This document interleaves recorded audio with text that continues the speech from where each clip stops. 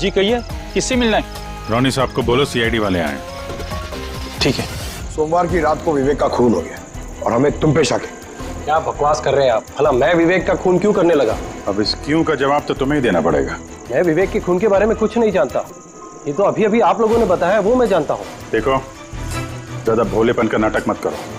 साफ साफ बताओ, विवेक को क्यों मारा तुमने? सर, मैंने विवेक का खून नहीं किया है, और वैसे भी उसके घर के बाहर सिक्योरिटी गार्ड थे, तो कोई कैसे उसके घर में घुसकर मार सकता है? सिक्योरिटी गार्ड्स कुछ नहीं कर पाए क्योंकि उन्हें कोई दिखाई नहीं। क्या मतलब? मतलब यह कि एक ना दिखने वाला इंसान विवेक के घर में आया और उसने लाइट के जंक्शन बॉक्स के साथ कुछ छेड़छाड़ की, जिससे लाइट चली गई।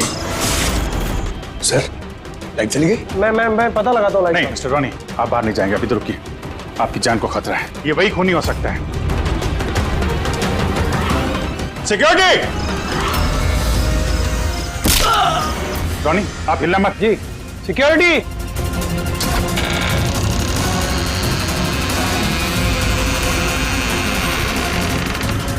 कौन है उधर? सर, सर, हैं? यहाँ पे? कौन है? कोई था यहाँ पे? कौन है? हैं? कोई दिखा? नहीं। रोनी, हिलना मत। सिक्योरिटी, लाइट ऑन करो। सर, मैं बाहर जाता हूँ। देखो। Oh no, Pankaj!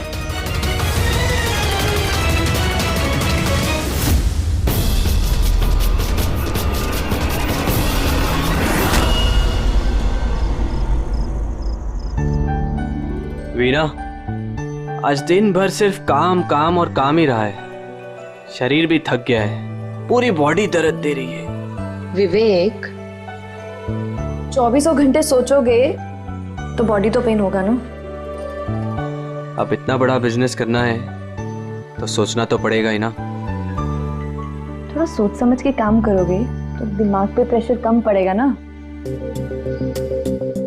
ये कोई गुड्डे गुड्डियों का खेल नहीं है जो चुटकी बजाते ही काम शुरू हो जाए और चुटकी बजाते ही खेल खत्म। समझ रही हो? ठीक है, एक काम करती हूँ, मैं लोकेश को बुलाती हूँ, वो तुम्हारी मालिश कर देगा अच्छे से। ठीक है?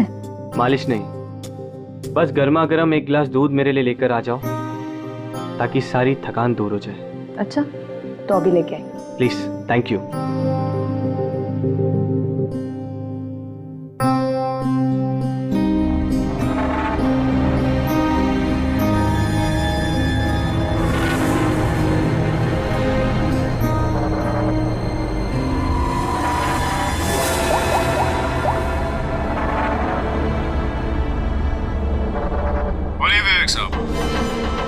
सब ठीक ठाक है? हाँ साहब, सब ठीक है, एकदम ट्रैक पे है। काम हो जाएगा ना?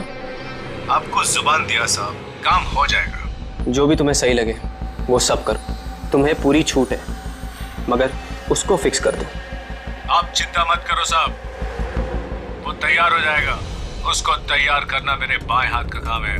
गुड।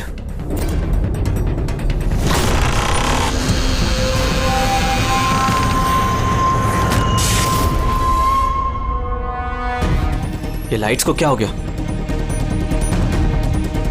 वीना, वीना तुम हो? वीना, तुम बोलती क्यों नहीं? ये लाइट्स कैसे चली गई? लोकेश, वीना, कौन है? कौन है यहाँ पे? वीना, मजाक मत करो। देखो देखो, मैं अंधेरे से नहीं डरता। विवेक साहब!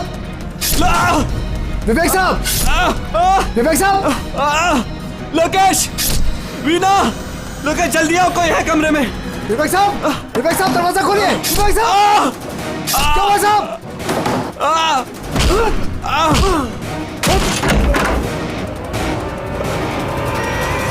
विवेक साहब! मालकिन! विवेक साहब! विवेक साहब! विवेक साहब! मालकिन! विवेक साहब!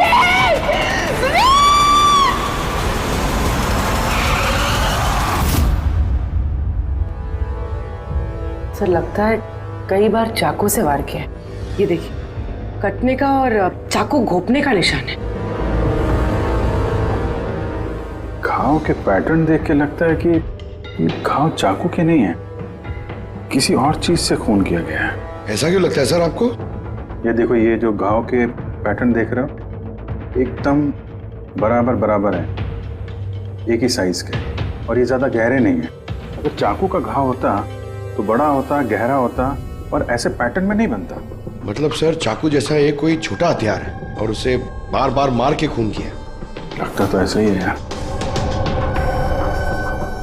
आप कहाँ थे आप जब ये खून हो? साहब मैं नीचे अपने कमरे में था।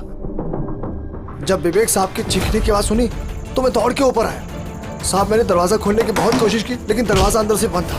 विवेक साहब अंदर से जोर जोर से चिल्ला रहे थे, इसलिए मैं दरवाजा तोड़ के अंदर गया और मैंने देखा कि जब दौड़ के अंदर आए तो आपने खूनी को नहीं देखा है? फिर यही तो अजीब है साहब, खूनी दिखा ही नहीं। दरवाजा बंद था अंदर से? हाँ साहब।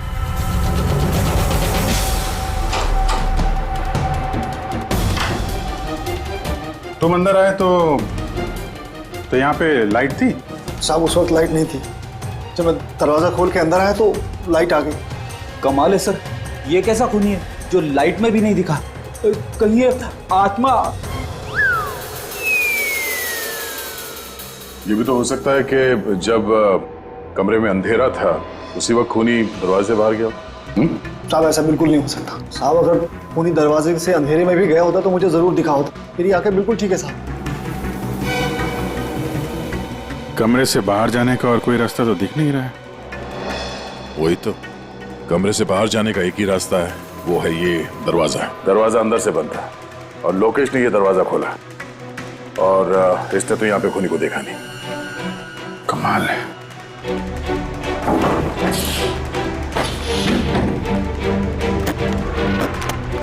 क्योंकि अंदर से बंद है, यहाँ से तो खूनी आ नहीं सकता। तो खूनी अंदर कैसे आया?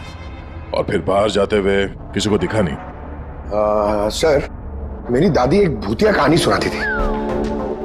पंकज, एक तो ये कहानी नहीं है, हकीकत है, और ये भूतिया नहीं है। सर ये हकीकत है लेकिन भूतिया लगता है ना।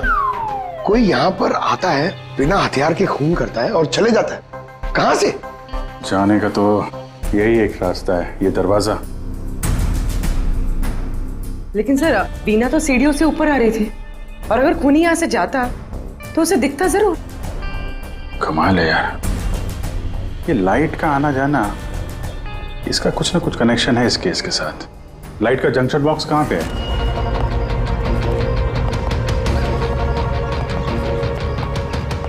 सर यही जंक्शन बॉक्स है।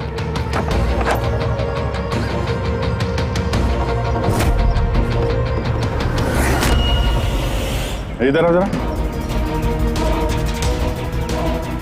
कल तुम ही ड्यूटी पे थे? मैं तो गेट पे था साहब। तुम्हारे गेट पे रहते कोई घर में घुस के खून कर गया, तुम्हें पता नहीं चला? देखिए साहब, मैं अपनी ड्यूटी पे अलर्ट रहता हूँ। ना कोई अंदर आया है ना कोई बाहर गया है। अलर्ट?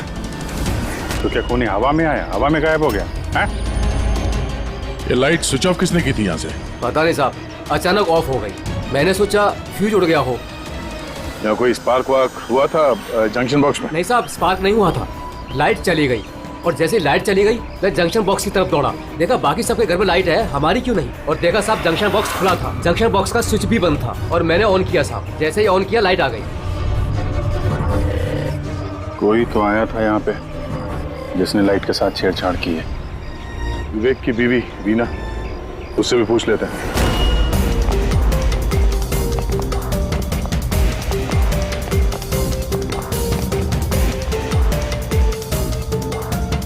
वीना जी, हमें मालूम है ये बड़ा मुश्किल समय है आपके लिए, पर हम लोग भी थोड़े हैरान हैं कि यहाँ पे सबके रहते हुए विवेक का खून हो जाता है और किसी ने भी खूनी को देखा नहीं। सर इस बात का जवाब मेरे पास भी नहीं है। मैं खुद हैरान हूँ, खूनी कहाँ से हवा बनकर आया और कहाँ चला गया। मैं मेरे बच्चों को क्या जवाब दूंगी सर, उन पर क्या बीतेगी। हिम्मत रखो, समय के साथ साथ बच्चे भी समझ जाएंगे। आप कौन है? सर मैं विवेक का बिजनेस पार्टनर हूँ। मेरा नाम राकेश है और मैं अभी जापान से लौटा हूँ। किस सिलसिले में जापान गया था? सर एक बिजनेस के मामले में गया था। क्या बिजनेस क्या करते हैं? सर विवेक और राकेश एक जापान में ऑयल बेसिन का बिजनेस शुरू कर रहे थे। जापान की सी में जॉइंट वेंचर था इंडिया और जापान में। दोस्त तो गया ही, पता नहीं अब इस कंपनी का क्या होगा? विवेक की किसी से कोई दुश्मनी थी क्या, या आजकल कुछ स्ट्रेस में हो, कोई धमकी भरे फोन, ऐसा कुछ? नहीं सर, कभी किसी की धमकी या फिर कुछ ऐसा उन्होंने नहीं बताया, लेकिन वो जापान की डील को लेकर काफी टेंशन में रहते थे। किस तरह की टेंशन? डील होगी भी या नहीं। लेकिन सर एक बात और थी। क्या? सर कुछ दिन पहले विवेक एक बहुत अजीब आदमी से मिले थे। अरे आप चिंता मत करो, आपने मुझ पर भरोसा किया, अपना वादा पूरा किया, अब मैं भी आपका वादा पूरा करूंगा। पुलिस को भनक भी नहीं होनी चाहिए। साहब पप्पन नाम है मेरा, मुझ पे भरोसा है ना? विश्वास है इसलिए काम दिया है तुम्हें। बस अब पप्पन का कमाल देखो। पप्पन? देखिए, जैसा आपने बताया उससे तो यही लगता है कि ये पप्पन कोई पुराना मुजरिम है, और हर मुजरिम का रिकॉर्ड है हमारे पास। आप उसकी फोटो देखेंगे तो पहचान लेंगे? जी सर। ठीक है, फिर तो जल्दी इस पप्पन का पता चल जाएगा, और उसने क्या किया था वो भी।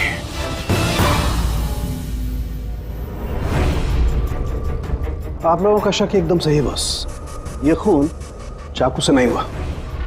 तो फिर किस हथियार से हुआ जो कोई भी देख नहीं पाया, यहाँ तक कि लोकेश को भी वो हथियार दिखाई नहीं पड़ा? हाँ बॉस, हथियार भी नहीं नजर आया, और कमाल की बात है खूनी भी दिखाई नहीं दिया। ये तो पहली हो गई, खून हुआ, खून ही नजर नहीं आया। घाव चाकू जैसे हैं लेकिन खून चाकू से नहीं हुआ।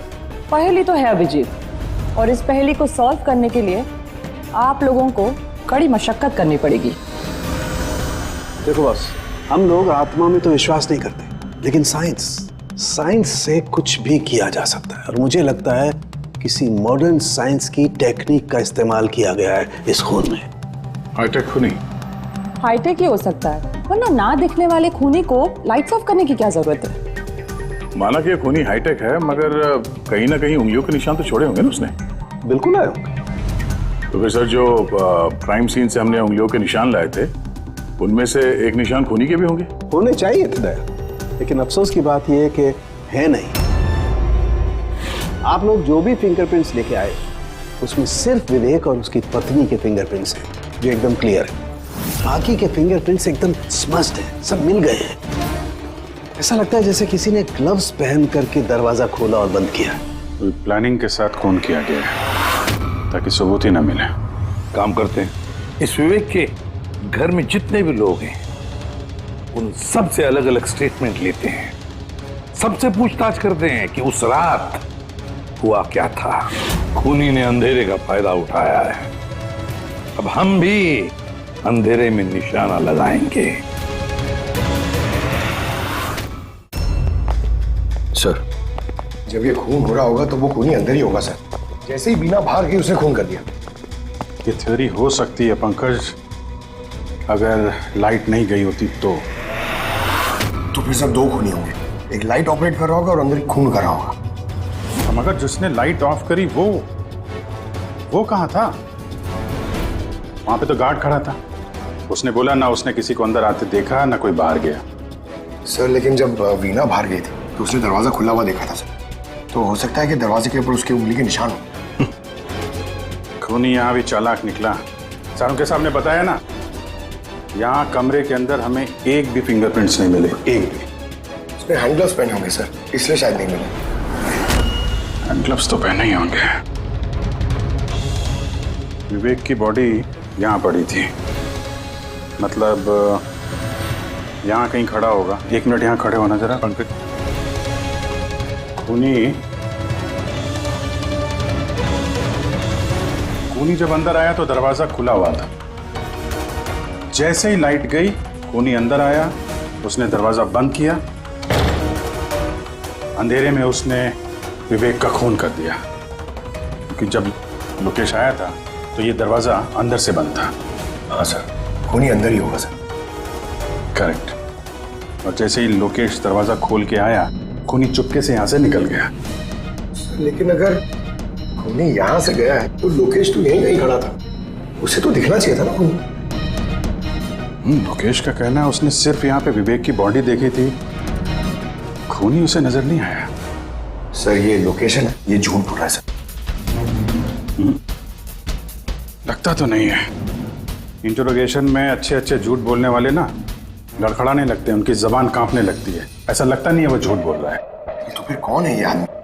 वीना ने उसे महसूस किया, लोकेश ने उसे महसूस किया, लेकिन देखा नहीं।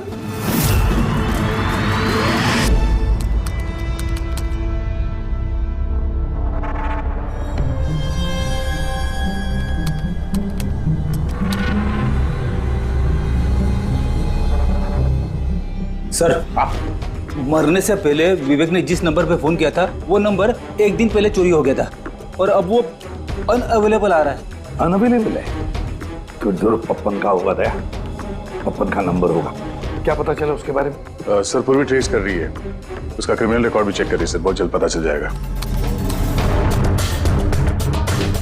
यही है, यही है सर। हाँ सर ये देखिए सर, हमारे रिकॉर्ड्स में तो कई सारे पप्पन हैं, लेकिन वीना के बताए अनुसार ये वही आदमी जिसकी हमें तलाश है। सर ये वही आदमी है जिसे मैंने विवेक के साथ देखा था।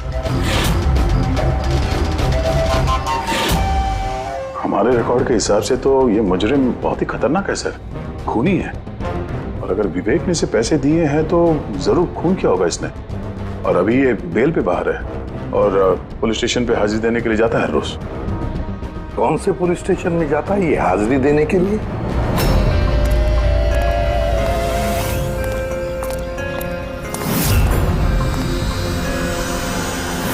सर यहां से पास हो गया।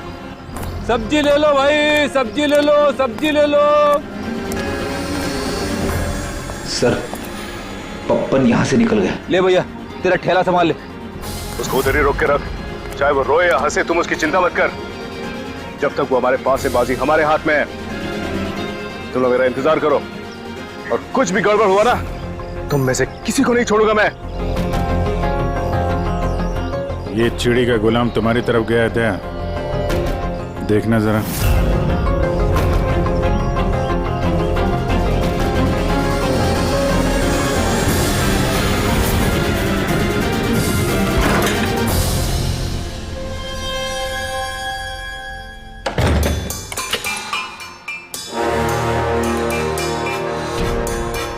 कैसा लगा हमारा इनविटेशन भरत साहब? देखो देखो आप लोग जो कोई भी हो, मुझे और मेरे बेटे को छोड़ दो। मैं आप लोगों से रहम की भीख मांगता हूं, रहम। ओके फाइन, एक काम करो, मुझे तुम यहां पर रोक लो, लेकिन मेरे बेटे को छोड़ दो। मुझे ना तो तुम चाहिए ना तुम्हारा बेटा। मैं चाहता हूं कि तुम विवेक सर की बिड पास करो। विवेक सर खुश तो मैं खुश। ये पॉसिबल नहीं है। मैं इंडियन मिनिस्ट्री में एक एम्प्लॉय हूं। माना कि सारे कॉन्ट्रैक्ट मेरे जरिए पास होते, लेकिन मैं ऐसे ही किसी कंपनी का कॉन्ट्रैक्ट कैसे पास करवा दूं सर? मिस्टर भरत, तुम ना मामले की गंभीरता को नहीं समझ रहे हो। तुम्हारे बेटे के साथ क्या हो सकता है ये तुम सपने में भी नहीं सोच सकते। सपने में तुम भी नहीं सोच सकते कि अब तुम्हारे साथ क्या होने वाला है। सर मैं मिनिस्ट्री की तरफ से काम कर रहा था।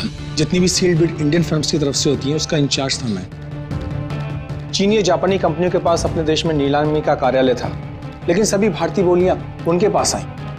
किसी विदेशी कंपनी को भी कॉन्ट्रैक्ट मिला था क्या?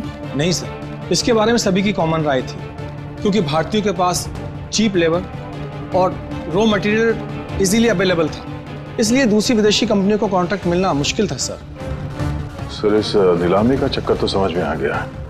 इस विवेक ने नीलामी को अपने फेवर में करने के लिए इनके बेटे को किडनैप किया, मगर विवेक को किसने मारा होगा और क्यों? ये काम तो जरूर किसी इंडियन कंपनी का ही है जो विवेक का कॉम्पिटिटर था। इसी चक्कर में हुआ ये सब। वो लिस्ट लाए ना आप, जो विवेक के अलावा इंडियन मीडियर्स थे? ये सर, जैसा आपने कहा था आपके अकॉर्डिंग ये मैंने लिस्ट तैयार की। Thank you. कार्तिक, विवेक, इन दोनों के अलावा राकेश, प्रमेश, शिवानी, रोनी और नवीन। अच्छा भरत जी, इनमें से आपको कौन लगता है जो विवेक के खिलाफ बोली लगाने वाला सबसे ज्यादा? सर यानी ऐसा कोई आदमी जो विवेक के ये बिड जीतने से दुखी हो या फिर उसे कोई नुकसान हो? सर ऐसे तो दो लोग हो सकते हैं, रोनी और नवीन। रोनी और नवीन? तो फिर मिल लो, इस रोनी और नवीन से पूछताछ करो, उनसे पता तो चले है कौन ऐसा जो बिना दिखे भी खून कर सकता है।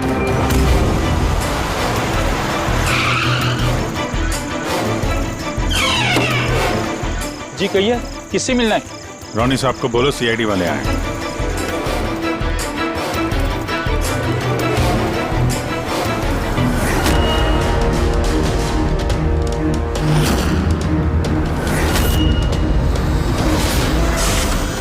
सर लाइट चली गई? मैं पता लगाता हूँ लाइट। नहीं मिस्टर रोनी, आप बाहर नहीं जाएंगे, अभी तो रुकिए, आपकी जान को खतरा है, ये वही खूनी हो सकता है। सिक्योरिटी! रोनी आप हिलना मत। सिक्योरिटी! सर यहाँ कोई है? कोई है? सर यहाँ कौन है इधर? कौन है? मिस्टर रोनी आप हिलना मत। सर मैं देखता हूँ, देखो। पंकज! Oh no. रोनी! साहब, सबको क्या हुआ? एक मिनट। He's no more. बाहर जाते हुए कोई दिखा था क्या? नहीं सर, सर मैं वहाँ जंक्शन पे गया, लाइट ऑन की और देखा कि हमारा दूसरा सिक्योरिटी गेट के पास बेहोश पड़ा हुआ है और मैं अंदर आ गया सर। Hello sir. सर हम रोनी को बचा नहीं पाए। He's dead. ऐसा कैसे हो सकता है अभिजीत? खून तुम्हारे सामने हुआ और तुम कह रहे हो कि तुमने खूनी को देखा तक नहीं?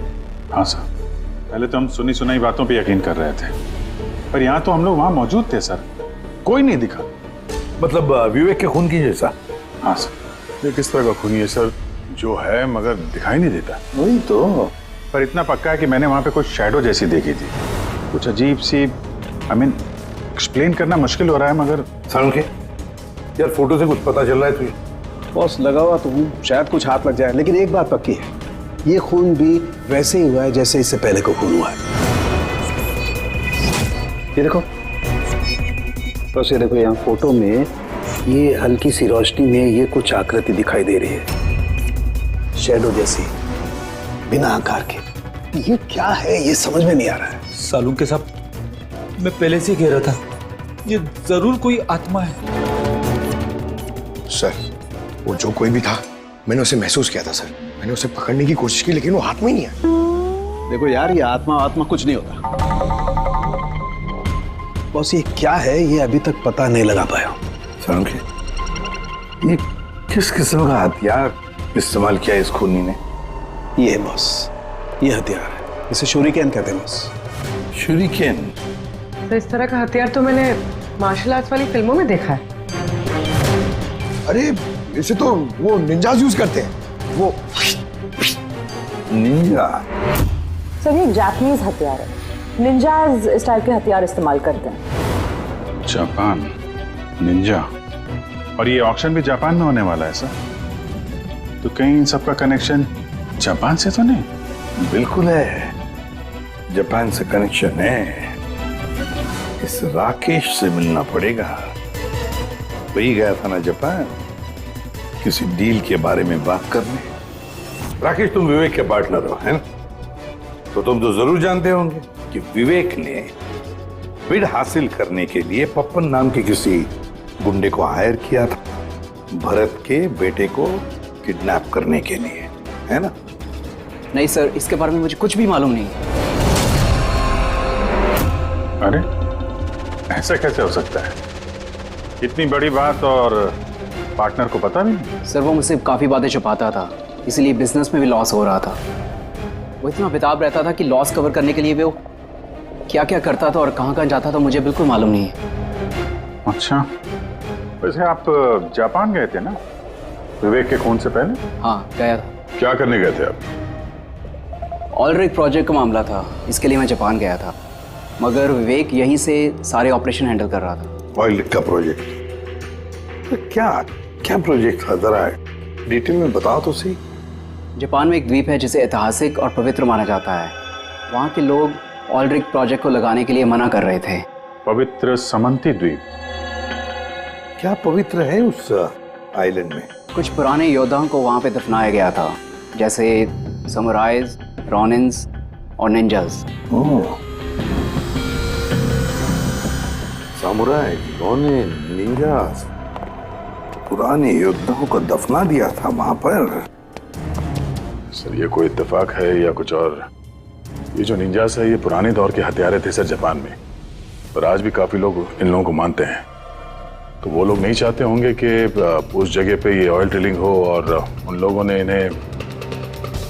हाँ हो सकता है दया, हो सकता है, पर ये भी तो हो सकता है कि इन लोगों की आपसी दुश्मनी है, कोई बिजनेस राइवल। सर ये नवीन तो नहीं हो सकता, क्योंकि जब दूसरा खून हुआ तब मैं और पूर्वी उसी के साथ थे।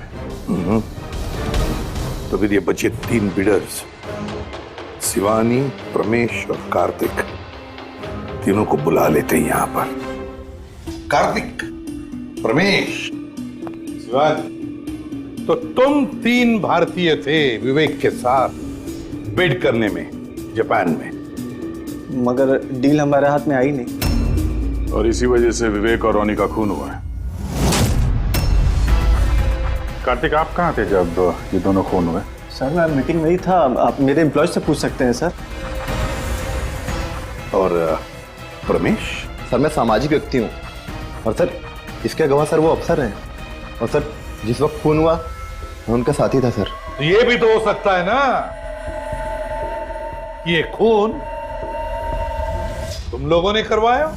सर हम क्यों खून करवाने लगे, सब अपने अपने नसीब का खाते हैं सर। और डील नहीं हुई तो क्या हुआ सर, कभी ना कभी कोई ना कोई डील तो हो ही जाएगी। वैसे आप कहाँ थे शिवानी जब ये खून हुआ?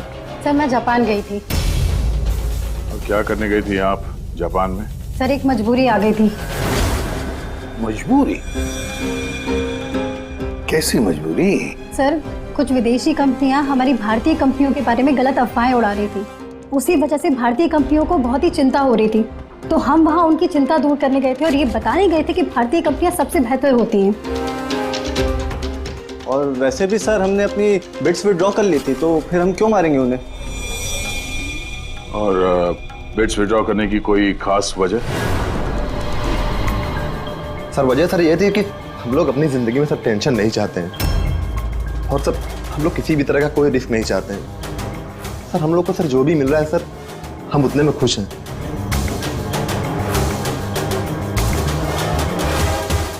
सर अब तो ये नवीन ही बचा, इसने तो बिड भी वापस नहीं लिया। तो कहीं नवीन ने तो नहीं ये सब किया? या फिर ये भी तो हो सकता है कि अगला शिकार नवीन ही हो। नवीन, तुमने बिड क्यों नहीं कैंसिल की जब सारे लोग पीछे हट गए थे? ऐसे कैसे मैं पीछे हट जाता? इस कॉन्ट्रैक्ट को पाने के लिए मैंने कितने महीनों मेहनत की है पता है तुम्हें? मुझे लगा कि अगर ये कॉन्ट्रैक्ट मेरे हाथ में आ गया तो मेरी सारी दुनिया बदल जाएगी। अब तो दुनिया से जाने की ही नौबत आ गई है। तुम समझते क्यों नहीं हो? अगर तुम चले गए तो मेरा क्या होगा? डरने की कोई बात नहीं है, हमें कुछ नहीं होगा। सीआईडी की पूरी टीम हमारे साथ है। अरे सीआईडी वालों के सामने वो मार के चला गया, और सीआईडी वाले क्या किए? कुछ नहीं कर पाए वो। सीआईडी की टीम पे भरोसा रखो तुम, हमें कुछ नहीं होगा। पंकज तुम्हें पता है ना हमें क्या करना है? Don't worry, I know. मैं आता हूं।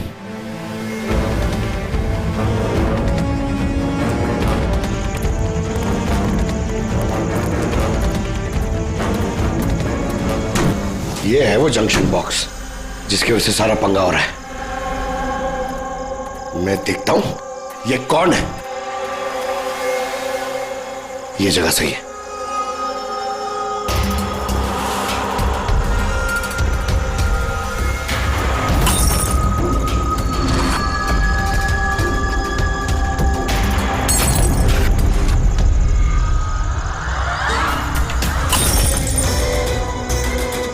ए,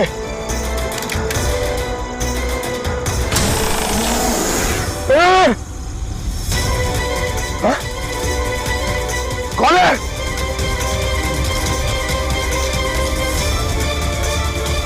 ए! मारा!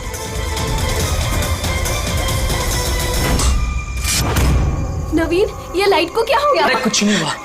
नहीं नहीं, वो आ गया है। कुछ नहीं होगा। कुछ नहीं होगा आपको, प्लीज रिलैक्स हो जाइए।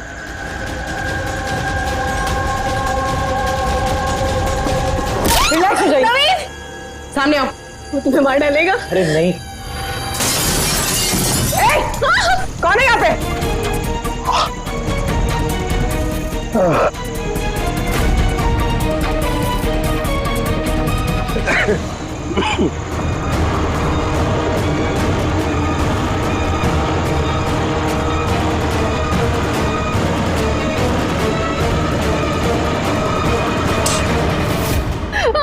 आप लोग ठीक है?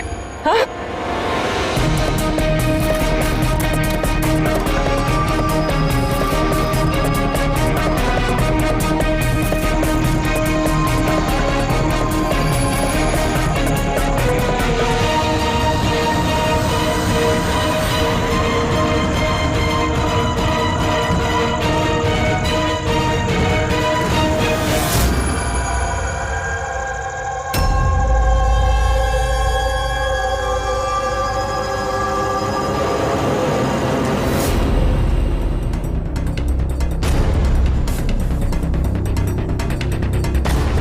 सर, मैंने वहां पर 6 गोलियां चलाई थी।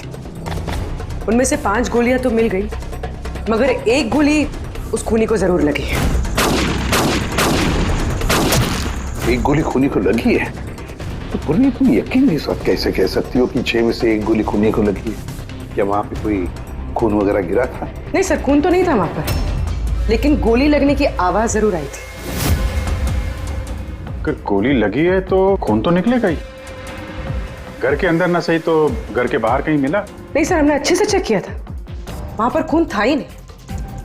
हो सकता है सर खूनी ने बुलेट प्रूफ वेस्ट पहन रखी हो। और सर, ये भी तो हो सकता है कि ये काला कपड़ा उस बुलेट प्रूफ वेस्ट का टुकड़ा हो। सर के इस काले कपड़े के टुकड़े से कुछ पता चल रहा है तुझे? नहीं बॉस, इस कपड़े पर से भी खून के ट्रेसेस तो नहीं मिले। खून के अलावा कुछ मिला तुझे? हाँ, ये कपड़ा इतना काला है कि विश्वास नहीं होता है। इस पर से कोई भी रिफ्लेक्शन हो ही नहीं सकता है। रिफ्लेक्शन नहीं हो सकता? मतलब ये फ्रेडी कि जब आप किसी भी चीज पर लाइट डालते हैं तो वो लाइट थोड़ी सी रिफ्लेक्ट होके आपकी आंखों में आती है। इसी से पता चलता है कि वो क्या चीज है, उसका कलर क्या है, ये सब कुछ।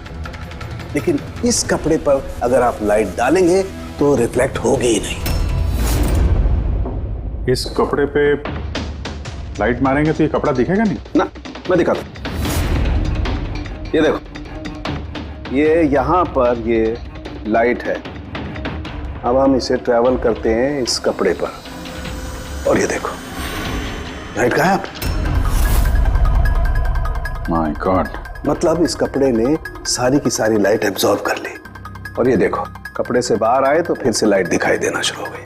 अजीब कपड़ा है, पूरी लाइट एब्जॉर्ब कर लेता है। पता ही नहीं चल रहा था कपड़ा है कि नहीं। इंसान के नवीन की जान को खतरा है, जो भी है जल्दी बता दे। बॉस, मैं जानता हूं कि ये क्या है और खून कैसे हुआ है।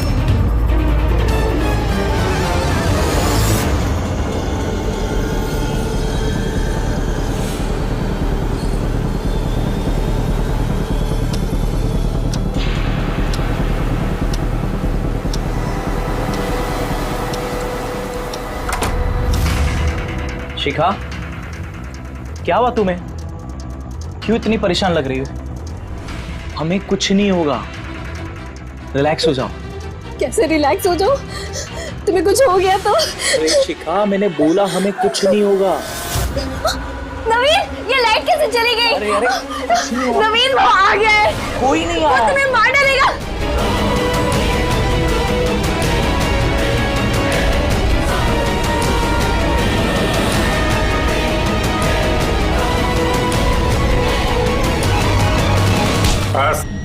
खेल खत्म। एक गिलास दूध अपने हाथों से लेकर आ जाओ, सारी थकान दूर हो जाएगी।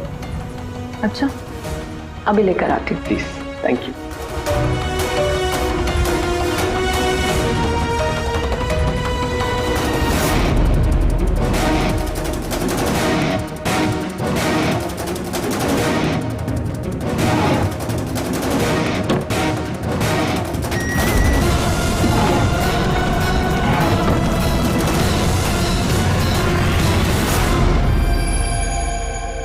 मैंने सोचा नहीं था कि कोई मुझे भी पकड़ सकेगा।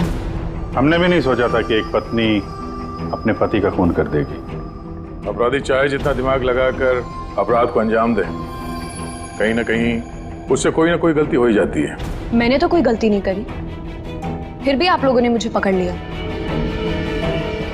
नहीं, गलती हुई तुमसे।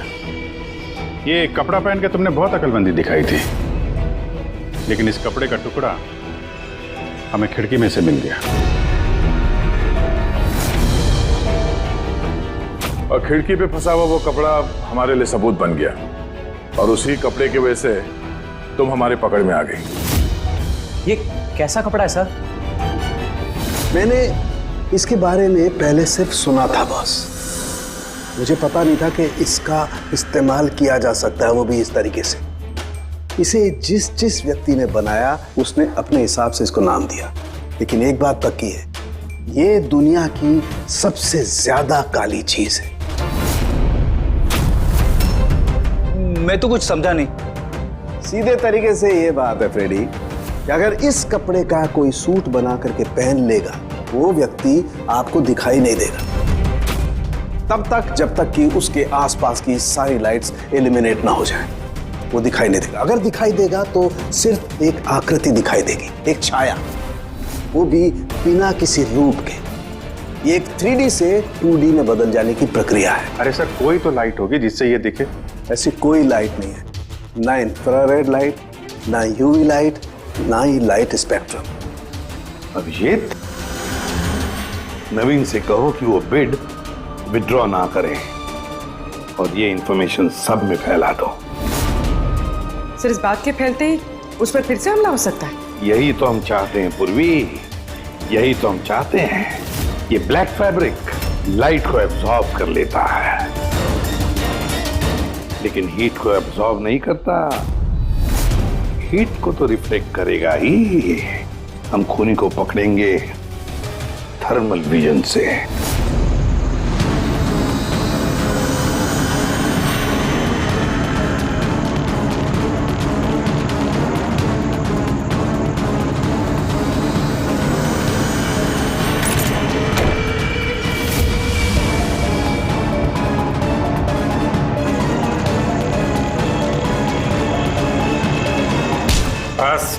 खेल खत्म। किस तरह से इस काली ड्रेस की वजह से तुम्हारा खेल खत्म हो गया? हाँ? अब जल्दी से बताओ, अपने पति का खून क्यों किया तुमने? नफरत थी मुझे उससे। उसकी बीवी कहलाते हुए भी मुझे शर्म आती थी। क्यों? ऐसा क्या करता था वो कि तुम्हें इतनी नफरत थी? ये जो बिजनेस था मेरे पापा ने उसे दिया था। इतना बड़ा एम्पायर खड़ा करके दिया उसे, और वो उसे मिट्टी में मिलाने की कोशिश कर रहा था। गुंडों के बदौलत कॉन्ट्रैक्ट लेता था। तुम्हारा मतलब है कि वो खुद अपना बिजनेस खराब कर रहा था? कर नहीं रहा था, कर दिया था। मेरी फैमिली बैंकरप्सी की गिनती में थी। बिजनेस खराब चल रहा था तो उससे बातचीत कर दी, उसे समझा दी, उसे जान से मार दिया। मैंने उसे बहुत समझाने की कोशिश की थी, पर वो नहीं समझा, और मजबूरन मुझे ये कदम उठाना पड़ा। मुझे मेरे बच्चों के बारे में सोचना था, उन्हें तो मैं भूखा नहीं मार सकती। तो इसलिए सारा बिजनेस तुमने अपने हाथ में ले लिया? हाँ, मैंने जापान की एक कंपनी को अप्रोच किया था छिपकर। छोटे छोटे कॉन्ट्रैक्ट और पैसों के बदले मैंने तय किया कि भारतीय कंपनी कॉन्ट्रैक्ट पर कोई बोली ना लगा सके, और इसीलिए मैंने सभी बोली लगाने वालों को मारने का प्लान किया। और उन्हें मारने के लिए ऐसे हथियार का इस्तेमाल किया जो निंजा से इस्तेमाल करते हैं? हाँ? हाँ। क्या मिला ये सब करके? जेल। जिन बच्चों के लिए तुमने गुनाह का रास्ता अपनाया, अब वो बेचारे अनाथ हो जाएंगे।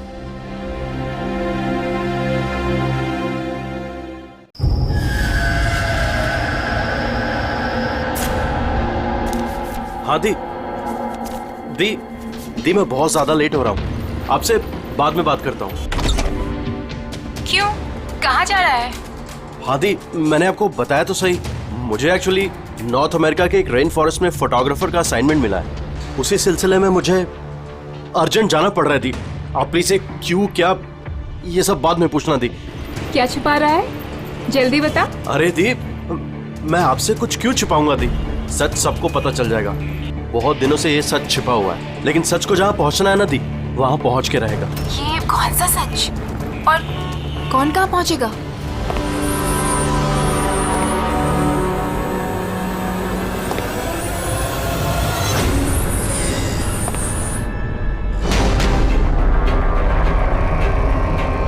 माया दी, मेरे पास बिल्कुल टाइम नहीं है। एक्चुअली मुझे लग रहा है कोई है यहाँ पे। बहुत कुछ हुआ है दी, बहुत कुछ हुआ है, लेकिन मैंने वही किया जो मुझे सही लगा। केतन, साफ साफ बात कर, क्या हुआ है? इस वक्त मेरे स्टूडियो में कौन आ सकता है? दरवाजा खोल। दीप, कोई दरवाजा खोल रहा है। दीप, केतन, जल्दी खोल वरना। कौन है? हेलो, क्या हुआ? खुलता है कि नहीं? हेलो केतन भाई। देखो, आगे मत बढ़ो। कहाँ है वो फोटो? मैंने क्या किया है तुमने? बोलो। केतन, केतन, बोल। मैंने कुछ नहीं किया। बोल दे, नहीं तो मरेगा तू। प्लीज आगे मत बढ़ो। फोटो कहाँ है? हेलो, जल्दी बोल दे, बता दे। बता दे, नहीं मैंने तो कुछ नहीं मरेगा किया। तू आज। देखो, मैंने कुछ नहीं किया। तो बैठेगा। आगे मत केतन,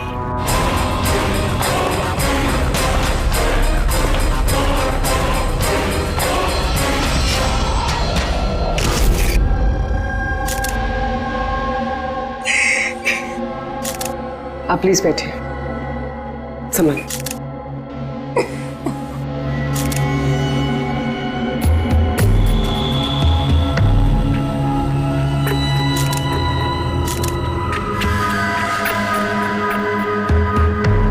ये क्या?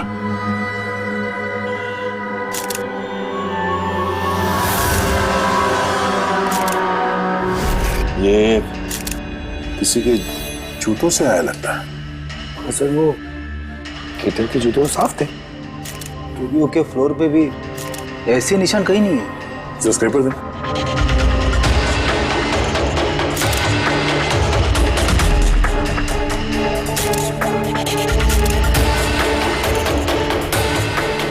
तो मिट्टी या कीचड़ तो नहीं लगता,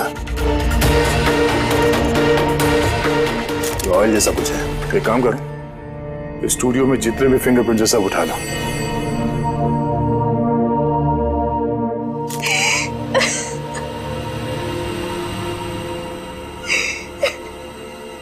आज जी हम जानते हैं कि ये समय ठीक नहीं है पूछताछ करने के लिए, पर फिर भी आपको परेशान कर रहे हैं। जरा ठीक से याद करके बताइए, आपने ये पूरा हादसा फोन पे सुना था, तो केतन और उस दूसरे आदमी के बीच में क्या बात हुई थी? वो आते ही बुरे तरीके से केतन को मार रहा था। वो चीख रहा था, चिल्ला रहा था, चीजें इधर उधर टूटने की आवाजें आ रही थी। मैंने कुछ नहीं किया। देखो, आगे मत बढ़ो, मुझे कुछ नहीं मालूम ना। हाँ, वो कुछ फोटोज के बारे में बातें कर रहा था। सर, ये माया जो कह रही है कि केतन का खून उस वजह से हुआ है, एक एविडेंस की वजह से। एविडेंस क्या? वो फोटोग्राफ था? सर, केतन ने किसी कपल की इंफॉर्मेशन लिख के रखी है सर। ये देखिए, कोई मनन और शामली है, जूहू से। सर ये देखिए, कैलेंडर पर 14 अप्रैल 2018 ये डेट मार्क की है, द एनिवर्सरी। अरे ये तो आज की डेट है। इसका मतलब है आज के दिन कुछ होने वाला था जिसके बारे में केतन जानता था। उसका मोबाइल फोन चेक करो, देखो आखिरी बार किससे बात हुई थी उसकी।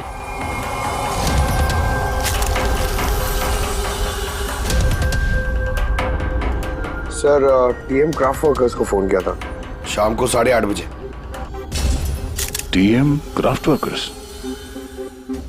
वो भी केतन के मर्डर के ठीक आधा घंटा पहले?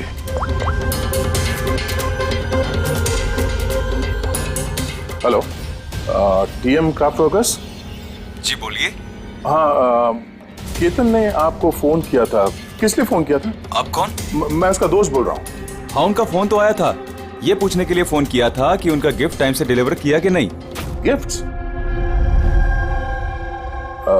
कौन सा गिफ्ट? एक फोटो फ्रेम था मनन और शामली के लिए। उनकी 25th वेडिंग एनिवर्सरी थी, तो उनको फोटो फ्रेम बना के डिलीवरी करना था। मनन और शामली, उनका घर का एड्रेस मिल सकता है? अर्जेंट है।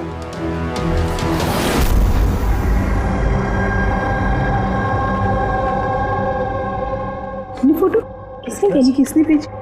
केतन? ये केतन कौन है? और इस तरह से हमारी फैमिली पिक्चर भेजने का क्या मतलब है? हाँ। कैसे जानता है वो हमारी फैमिली को? अरे किसी ने कोई मजाक किया होगा। ये मजाक नहीं है। आप कौन?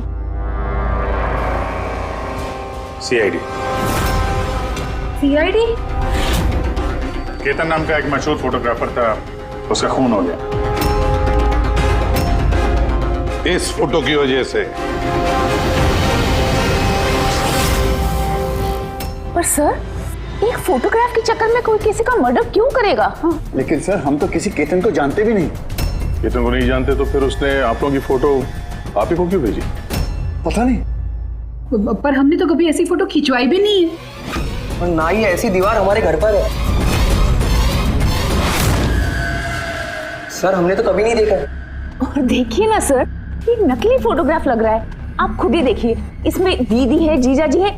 सर, ये खाली कुर्सी रखने का क्या मतलब है इसका? सर, हमें तो लगता है कि किसी ने गलत तरीके से फोटो बनाकर हमें बेच दी है। गलती से नहीं, जानबूझकर आया है आपके लिए ये। और वो भी अपनी जान कुर्बान करके। सर, किसी ने मनन की फैमिली को मर्डर के चक्कर में फंसाने की कोशिश की है। वैसे आप कौन हो? ये हमारे फैमिली फ्रेंड मिस्टर विक्रम। अच्छा, आपके फैमिली फ्रेंड। सर, इसमें ये मैसेज भी है। शी इज हाइडिंग, सेफ हर। शायद केतन आप लोगों से किसी को ढूंढने के लिए कह रहा है। ढूंढने के लिए?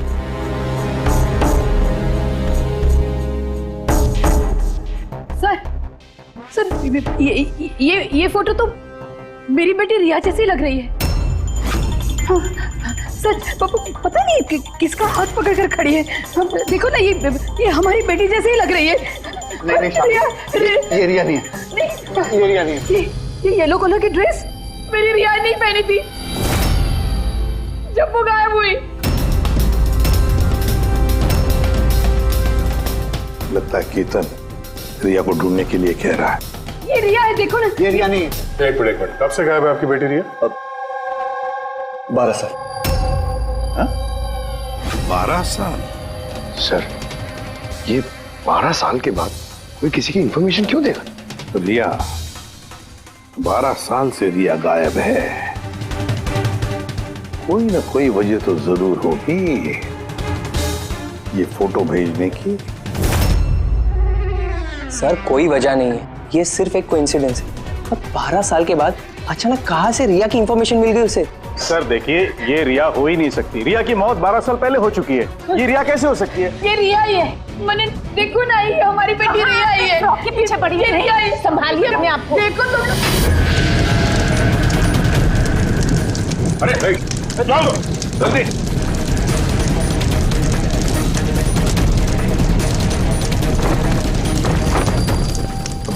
सर, ये फोटो तो जल गया, अब क्या करें?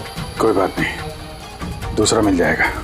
खुद भी काम करो, टीएम क्राफ्ट वर्क्स में जाके इसका दूसरा फोटो बनवा लो। और अगर उसके पास नहीं है तो केतन के कंप्यूटर में जरूर कुछ बैकअप होगा, वहां देख लेना। सर, मनन और शामली, आप केतन को जानते हैं या नहीं जानते, इसे हमें कोई फर्क नहीं पड़ता। लेकिन एक बात अच्छी तरह से याद रखना, केतन ने अपनी जान दी है आपकी मदद करने के लिए। वो आप लोगों से किसी को बचाने के लिए बोल रहा है। कोई छिपी हुई है, उसे ढूंढने के लिए बोल रहा है। और वो कौन है और कहां छुपी है वो तो हम ढूंढ ही लेंगे। एक बात अच्छी तरह से याद रखना, जितने भी लोग यहाँ पर हैं उनमें से कोई भी ये शहर छोड़कर नहीं जाएगा जब तक हमारी तहकीकात पूरी नहीं होती। हमें तुम सब पर शक है, सब पर। एक मिनट के लिए मनन, शामली, आयशा और विहान इनके इस नकली फोटोग्राफ को बाजू में रखते हैं और उनके पीछे जो दीवार है उन पर कंसंट्रेट करते हैं, ये फ्रेम्स और ये जो पीछे लिखे हुए नंबर्स पर। अब शामली ने इशारा किया था इस फ्रेम पर, 3 नंबर वाली फ्रेम पर, पीले रंग का फ्रॉक पहनी हुई और किसी का हाथ पकड़ा हुआ है उस लड़की ने। शामली को एकदम से लगा सर इस फोटो में ये बच्ची उनकी खोई हुई बेटी रिया है। और फिर ये message, she is hiding, save her. लेकिन सर विक्रम तो बार बार कह रहा था कि रिया मर चुकी है। हो सकता है ये मैसेज रिया के बारे में हो सकता है वो अभी भी जिंदा हो। बिल्कुल हो सकता है पूर्वी, बिल्कुल हो सकता है। और शायद केतन यही कहना चाहता है इन लोगों को, मनन के फैमिली को, कि शायद रिया जिंदा है और उसे मदद की जरूरत है। लेकिन सर उसे इतनी मेहनत करने की क्या जरूरत थी? फोन कर देता सीधे और बोल देता जो भी बोलना है रिया के बारे में, या फिर पुलिस को इन्फॉर्म कर देता। सर हो सकता है उसे किसी ने डराया धमकाया हो और तभी तो मजबूर होकर उसने ये सब किया है। केतन ने तो अपना फर्ज निभाया है और हम उसकी मेहनत को बेकार नहीं जाने देंगे। पूर्वी एक काम करो, ये पूरा का पूरा फोटोग्राफ किसी अच्छे फोटो लैब में लेकर जाओ और ये पीछे टंगी हुई ये जो छोटी छोटी फ्रेम्स है ना, उनको अच्छी तरह से चेक करो। और ये भी देखो, ये जो वॉल है पूरी, क्या वो फोटोशॉप तो नहीं की गई है? और रिया के लापता होने की एफआईआर की कॉपी भी चाहिए हमें। केतन मनन की फैमिली को तो नहीं जानता था, तो ऑब्वियसली रिया को भी नहीं जानता होगा। तो फिर उसने मनन की फैमिली को ये इंफॉर्मेशन क्यों दी और इस तरह से क्यों दी? सर केतन का खूनी जरूर रिया के फैमिली से जुड़ा हुआ है सर। इन सारे लोगों के फोन रिकॉर्ड्स चेक करो फ्रेडी, और साथ साथ केतन के फोन रिकॉर्ड्स भी। और एक बात, मनन की फैमिली पर कड़ी नजर रखो और साथ साथ उनका जो दोस्त है ना विक्रम, उस पर भी देखो। ये लोग कहां कहां जाते हैं, किस किस से मिलते हैं, क्या क्या करते हैं। एक एक बात पर कड़ी नजर रखो, एक एक बात की खबर रखो। केतन के साथ जितने भी लोग काम करते थे ना, उनसे मिलना पड़ेगा। आप दोनों तो केतन को बहुत अच्छी तरह से जानते थे, तो कभी उसने आप लोगों को बताया किसी छोटी सी बच्ची के बारे में, जू के एक फैमिली के बारे में, उनके फैमिली पोर्ट्रेट के बारे में? जी नहीं सर, मुझे तो अब तक उसने कभी कुछ नहीं बताया। अच्छा, केतन सिर्फ आपके लिए काम करता था या और भी कुछ करता था किसी और के लिए भी? केतन मेरे लिए फैशन फोटोग्राफी करता था, साथ ही साथ बड़े बड़े फैशन हाउसेस के लिए एक्सक्लूसिव कैटलॉग शूट करता था। माया, आप केतन की बहन है तो आपको तो पता हो गया वो किस किस से मिलता था। सर केतन बहुत ही रिजर्व रहता था, बस अपने काम में ही मग्न, और उसके दोस्त भी गिने चुने ही थे। और सर हाल ही में केतन को एक इंटरनेशनल एग्जीबिशन के लिए असाइनमेंट मिला था, जिसके लिए वो मुंबई की गलियों में घूमकर स्ट्रीट फोटोग्राफी शूट किया करता था। वो फोटोग्राफ देख सकते हैं हम लोग? जी सर।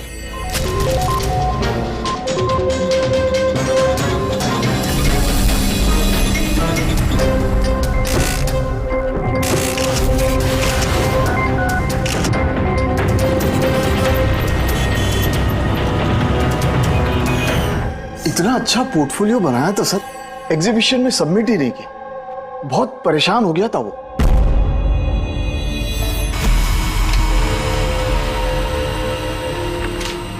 ये वॉल और उस पे लगे हुए सारे फोटोज एंड नंबर्स असली है।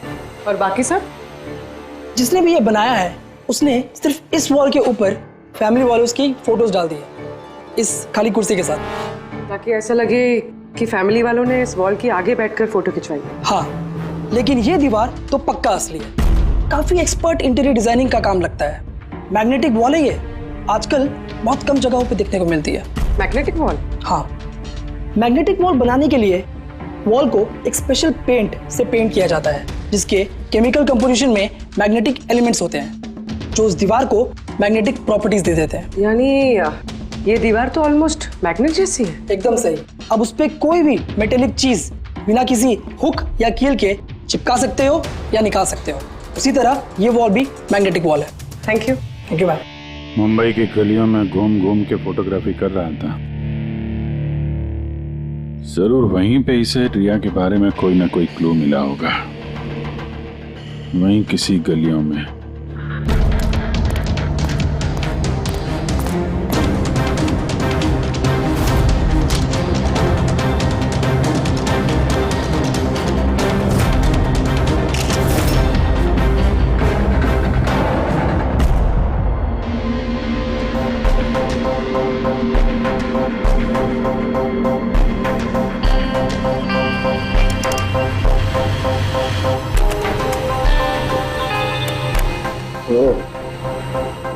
ये बात है।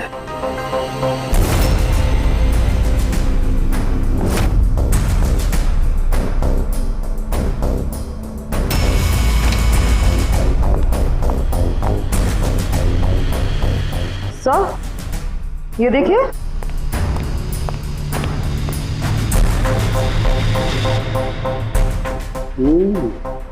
Good job Tarika. Thank you. बोल साहब के क्या मिला? बॉस, एक खास चीज मिली है। दया, तुम्हें याद है तुमने मुझे कुछ चिकना सा पदार्थ ला करके दिया था जो तुम्हें क्राइम स्पॉट पे से मिला था, याद है? सर ये वहाँ क्राइम सीन पर मिला। ये मिट्टी या डामर तो नहीं लगता, शायद कोई ऑयल या ग्रीस हो सकता है। तुम बिल्कुल सही सोच रहे थे दया, वो ग्रीस ही है। बॉस, मुझे उस पदार्थ में ग्रीस के ट्रेसेस मिले और ये ग्रीस इतनी पुरानी है कि अब तो अपना केमिकल कंपोजिशन भी बदलने लगी। एक मिनट साहब के, पुराने मतलब कितने पुराने? मतलब बॉस, जिस जगह से ये ग्रीस के धब्बे मिले हैं वो जगह काफी पहले बंद हो चुकी होगी। और सर, केतन के नाक के फ्लूइड्स में से मुझे ये एक्रिलिक, नायलॉन, पॉलिएस्टर, पॉलीप्रोपिलीन, इन सब चीजों की ट्रेसेस मिले और उसके लंग्स में भी ये सारी सेम चीजें मिली हैं, fabric fibres. Nylon, polyester, olefin, acrylic, ये सब सारी चीजें तो फैब्रिक से जुड़ी हुई है। ये तो एक फोटोग्राफर था, इसका क्या संबंध इन सारी चीजों से? हाँ सर, जिस जगह पे ये रहता है इसके घर के आसपास कोई फैक्ट्री वगैरह भी नहीं है, तो फिर एक कपड़े के रेशे इसके लंग्स में कैसे घुस गया? हो सकता है ऐसी जगह पे आता जाता हूँ। हाँ बॉस, कोई फैक्ट्री, कारखाना, मिल। और बार बार जाता होगा सर, तभी ये पॉसिबल है। बार बार जाता होगा केतन ऐसी जगह पे, पर क्यों, किस लिए? सर, श्यामली डिप्रेशन में चली गई है, वो घर से बाहर ही नहीं निकलती। और विक्रम और विहान मिलते रहते हैं, पता नहीं उन दोनों के बीच क्या बहस होती रहती है। और ये विहान वकीलों से जाके मिल रहा है। वकीलों से? हाँ सर, और आयशा अपनी किसी फ्रेंड्स के घर जाती रहती है, लेकिन उसकी जो ये फ्रेंड है उम्र में काफ़ी बड़ी है, मुझे नहीं लगता कि उसका इस केस से कोई ताल्लुक है। और ये जो मनन है ना, केतन के बारे में पता लगाने की काफ़ी कोशिश कर रहा है। अच्छा, अभी फ्रेडी वो जो फोन कॉल के रिकॉर्ड जो ट्रैक किए थे, क्या पता चला? कुछ नहीं पता चला सर, उनके जो रजिस्टर्ड मोबाइल नंबर है उसमें कुछ नहीं है। फोटोग्राफ्स का प्रिंट निकाल ली? हाँ सर। सर, जैसे कि मैंने फोन पे बताया था, वो दीवार असली है सर। Magnetic wall? हाँ सर। सर, केतन ने ये सारी फोटोज उस वॉल पे लगाकर वो फोटो ली है और फिर उस पर वो फैमिली वाली फोटो फोटोशॉप कर दी। सर, इस वॉल का पता लगाने में ज्यादा टाइम नहीं लगेगा, इंटीरियर डिजाइनर का काम है, और ये वॉल पे मेटालिक डिजिट्स लगे हुए हैं। बस तो फिर ये सारे फोटोग्राफ्स आर्किटेक्ट्स और डिजाइनर्स के ऑफिसेज में भेज दो, पता चल जाएगा किसने ये मैग्नेटिक वॉल बनवा लिया था।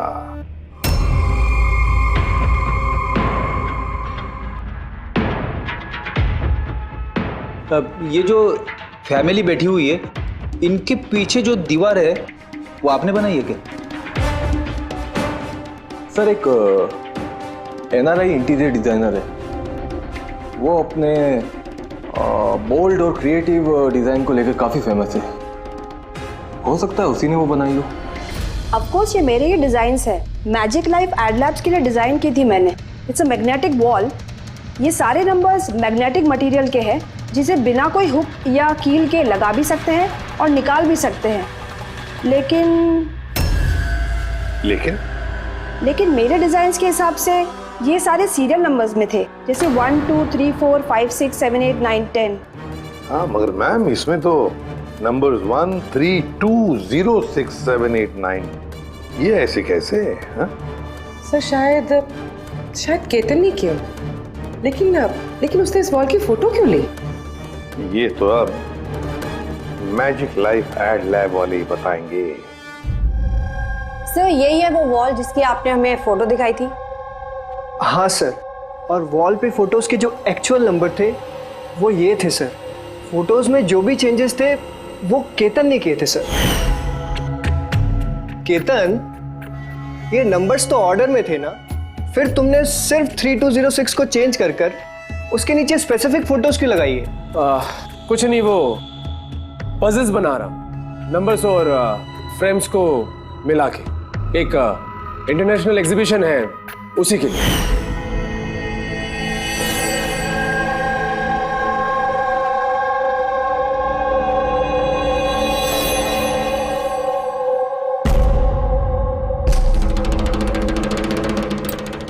आप लोगों ने केतन को परमिशन कैसे दी है सब करने के लिए?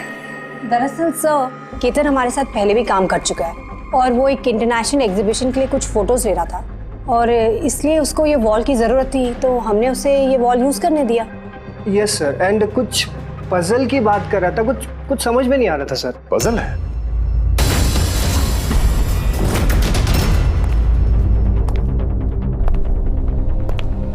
नंबर्स में पजल? उस पोर्ट्रेट में 3206 था और उसके नीचे जो फोटोग्राफ्स हैं, कहीं वो फोटोग्राफ्स की पजल तो नहीं? हो सकता है केतन हमें उन फोटोग्राफ्स के जरिए रिया की कहानी बताना चाहता हो।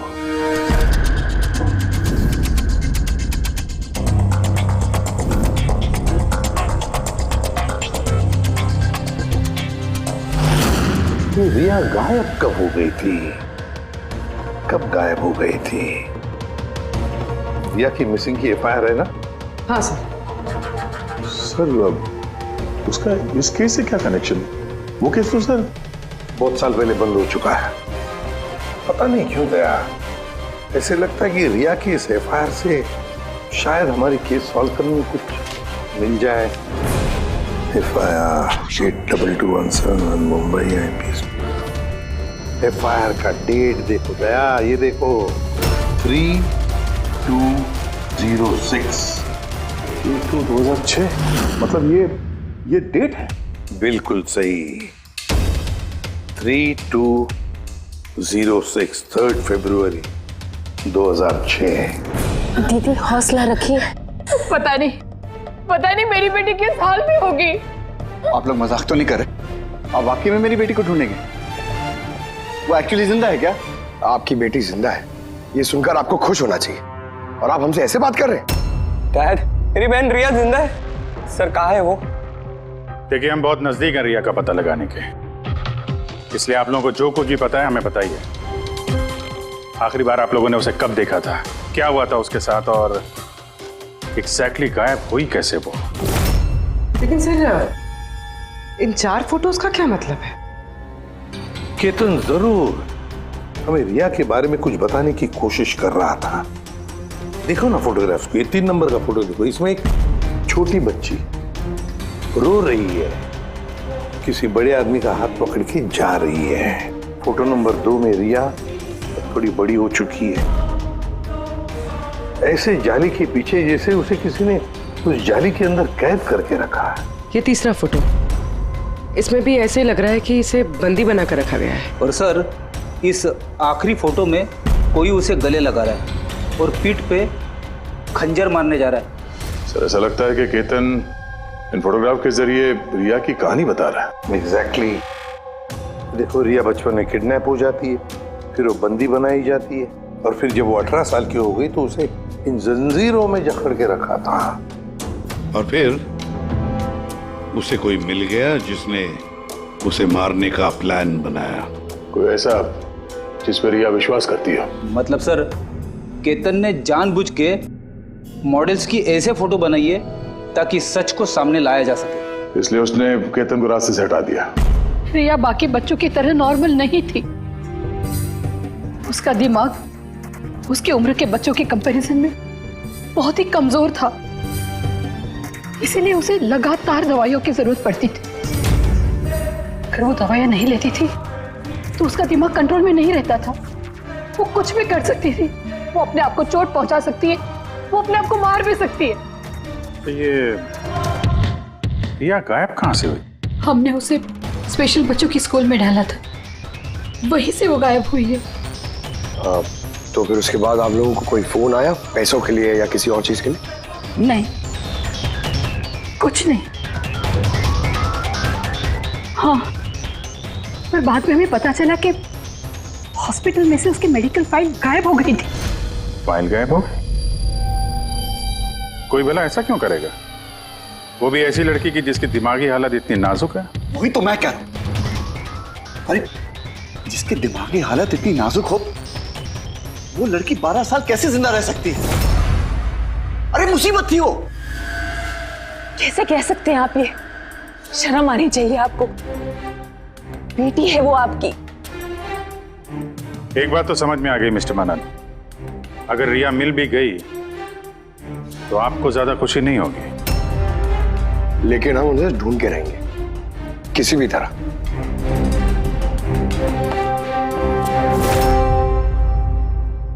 दया, इस फोटो को गौर से देखो। देखो रिया बड़ी हो गई है, 18 साल की हो गई है, लेकिन उसके पैरों में जंजीर जकड़े हैं। सर ये पीछे ये खिड़की कारपेट दिख रहा है पीछे। याद है तारिका ने क्या बताया था? केतन के नाक के फ्लूइड्स में से मुझे ये एक्रिलिक, नायलॉन, पॉलिएस्टर, पॉलीप्रोपिलीन, इन सब चीजों की ट्रेसेस मिले। ये सारी चीजें फैब्रिक से जुड़ी हुई है, कारपेट से। ये केतन फोटोज के जरिए बताने की कोशिश कर रहा था कि ये रिया किसी पुरानी मिल या फैक्ट्री में है। सर, चौथे फोटो में ऑयल कैन और खाली बक्से। और वो केतन के स्टूडियो में हमें ग्रीस के धब्बे भी तो मिले थे। तो शायद खूनी केतन के स्टूडियो में वहीं से जा रहा था जहां रिया कैद है। तीसरी फोटो में वो कारपेट वाली गली और चौथे में वो फैक्ट्री। सर ये दोनों जगह आसपास होगी। पहले ये पता लगाना पड़ेगा कि कारपेट वाली गली के आसपास कोई बंद पड़ी हुई पुरानी फैक्ट्री है क्या? जो भी करना है जल्दी करना पड़ेगा बॉस, क्योंकि हमारे मनन के घर जाने के बाद खूनी खुद सामने नहीं आएगा। शायद किसी से वो काम करवाएगा।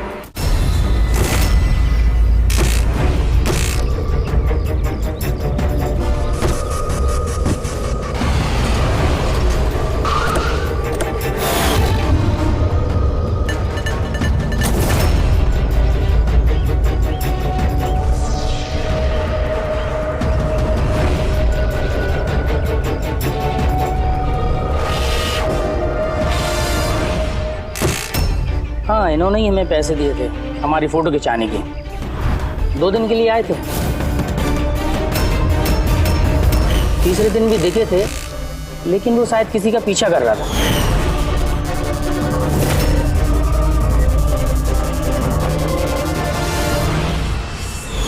किसका पीछा कर रहा था?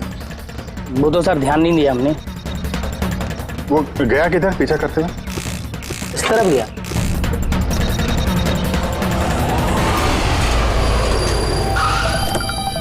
हाँ, पहुंच गया हूं मैं, फिक्र मत करो, जिंदा नहीं बचेगी वो।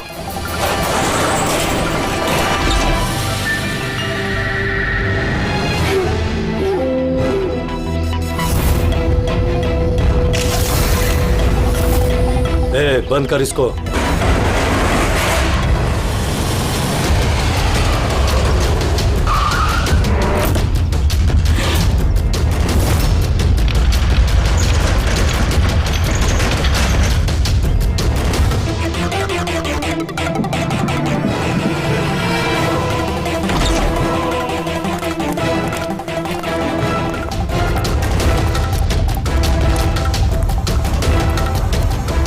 मजबूरी है, बच्ची को खत्म करना पड़ेगा।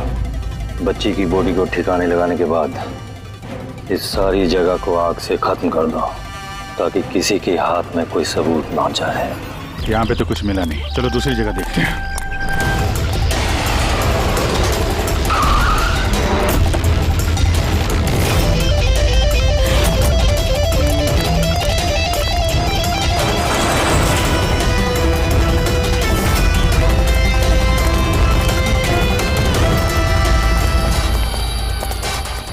रिया, रिया, तुम्हारे मम्मी पापा के पास ले जाने आए। चलो। रुक जाओ।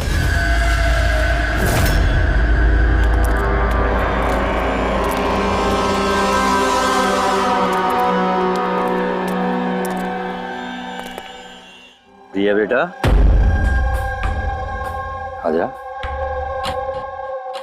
आजा बेटा, आजा आजा आजा आजा आजा आजा आजा। रिया, रिया, रिया, आजा आजा आजा। रिया बेटा, ये अंकल के साथ जाएगी।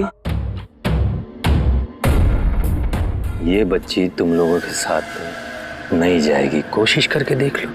ये ठीक कह रहा फ्रेडी। ये लड़की हम लोगों को अपना दुश्मन समझ रही है और इसे अपना दोस्त, क्योंकि ये इन लोगों को रोज देखती है। ये बिल्कुल ठीक कह रहा है, और इस मासूम बच्ची को तो ये भी पता नहीं है कि ये आज मरने वाली है।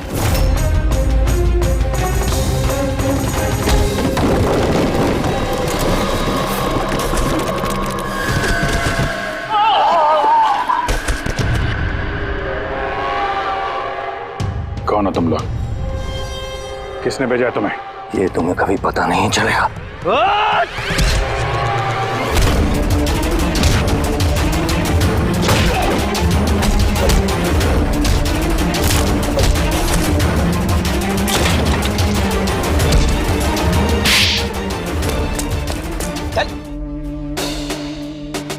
ये तो गया।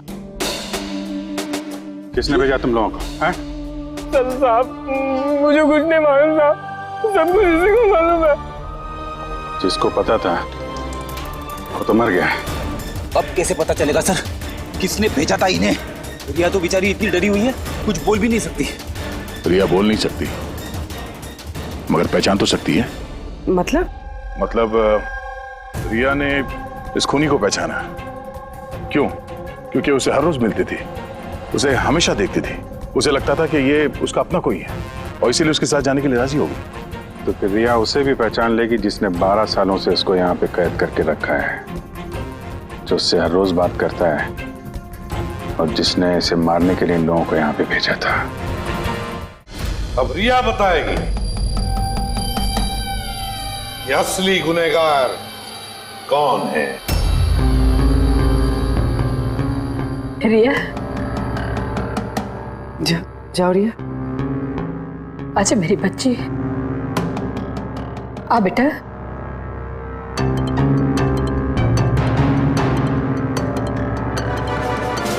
रिया,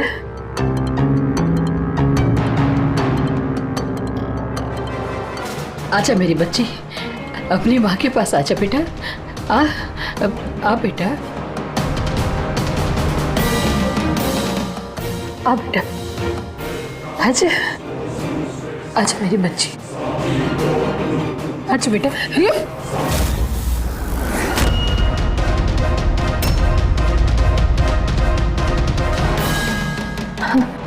ये तो कमाल हो गया कामली जी। आपकी बेटी 12 साल के बाद आपसे मिलती है, लेकिन आपके पास नहीं है। अपने मौसी के गले लग जाती है। ये कैसे? वो तो माँ की जैसी हूँ ना मैं, इसकी बहुत प्यार करती है ये मुझसे, इसीलिए। अरे वाह मौसी जी, आपसे इतना प्यार कि रिया अपनी माँ को पहचान नहीं पाई और आप ही के गले लग गई। क्यों? और जानती है क्यों? क्योंकि पिछले 12 साल से सिर्फ एक ही शख्स है जो रिया से मिल रहा था, बातें कर रहा था, जिसे रिया अपना समझती थी। ये क्या बकवास कर रहे हैं? मैं क्यों मिलूंगी इससे? मैं नहीं मिली इससे। रिया से बिल्कुल मिली थी, पिछले 12 सालों से मिल रही थी तुम। बकवास हम नहीं कर रहे आयशा, बकवास तो तुम कर रही हो। हमने तो उस डॉक्टर को भी ढूंढ निकाला जिसकी मदद से तुम पिछले 12 सालों से रिया को दवाइयां देती थी, उसकी टेस्ट करवा रही थी। मैं किसी डॉक्टर को नहीं जानती, मैं कह रही हूँ ना आपसे, मैंने कोई मेडिकल टेस्ट नहीं करवाया इसका। बिल्कुल करवाई थी। नहीं, मैंने कोई टेस्ट नहीं करवाया। झूठ बोल रही हो तुम, टेस्ट करवाया था तुमने। मैंने कोई टेस्ट नहीं करवाया, मैं सच कह रही हूँ। मैं किसी डॉक्टर को नहीं जानती। मैं तो इसे 12 सालों से वही दवाई दे रही हूँ जो ये 7 साल की उम्र से खाती आ रही है बस।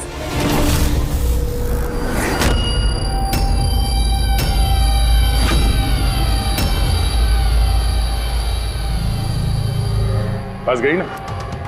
हाँ? इस आदमी को आपने भेजा था रिया को मारने के लिए। उसके मोबाइल में हमें उसका नंबर मिला जो इत्तेफाक से आपकी दोस्त है, जिससे आप अक्सर मिलती हैं। आयशा, तुमने ये सब क्यों किया? विहान के लिए। मेरा डिवोर्स हो चुका था, मेरी जिंदगी का वैसे भी कोई ठिकाना नहीं था। मैं विहान को किसके सहारे छोड़ती? मुझे ऐसा लगा कि ये पूरी प्रॉपर्टी, पैसा, ये सब मेरे बेटे को मिलना चाहिए, रिया को नहीं। रिया तो वैसे भी दिमागी मरीज है। तुमने अपने बेटे के भविष्य को संवारने के लिए अपनी बहन की बेटी की जिंदगी को अंधेरे में धकेल दिया। हाँ? रिया के गायब होने के बाद मनन और शामली ने तुम्हारे बेटे विहान को गोद ले लिया। यही प्लान था ना तुम्हारा? तुम इतनी गिर गई कि तुमने एक छोटी सी बच्ची को मारने की कोशिश की। मैं उसे मारना नहीं चाहती थी, माँ हूं मैं भी। मेरा यकीन मानिए, मैं रिया को चोट नहीं पहुंचाना चाहती थी।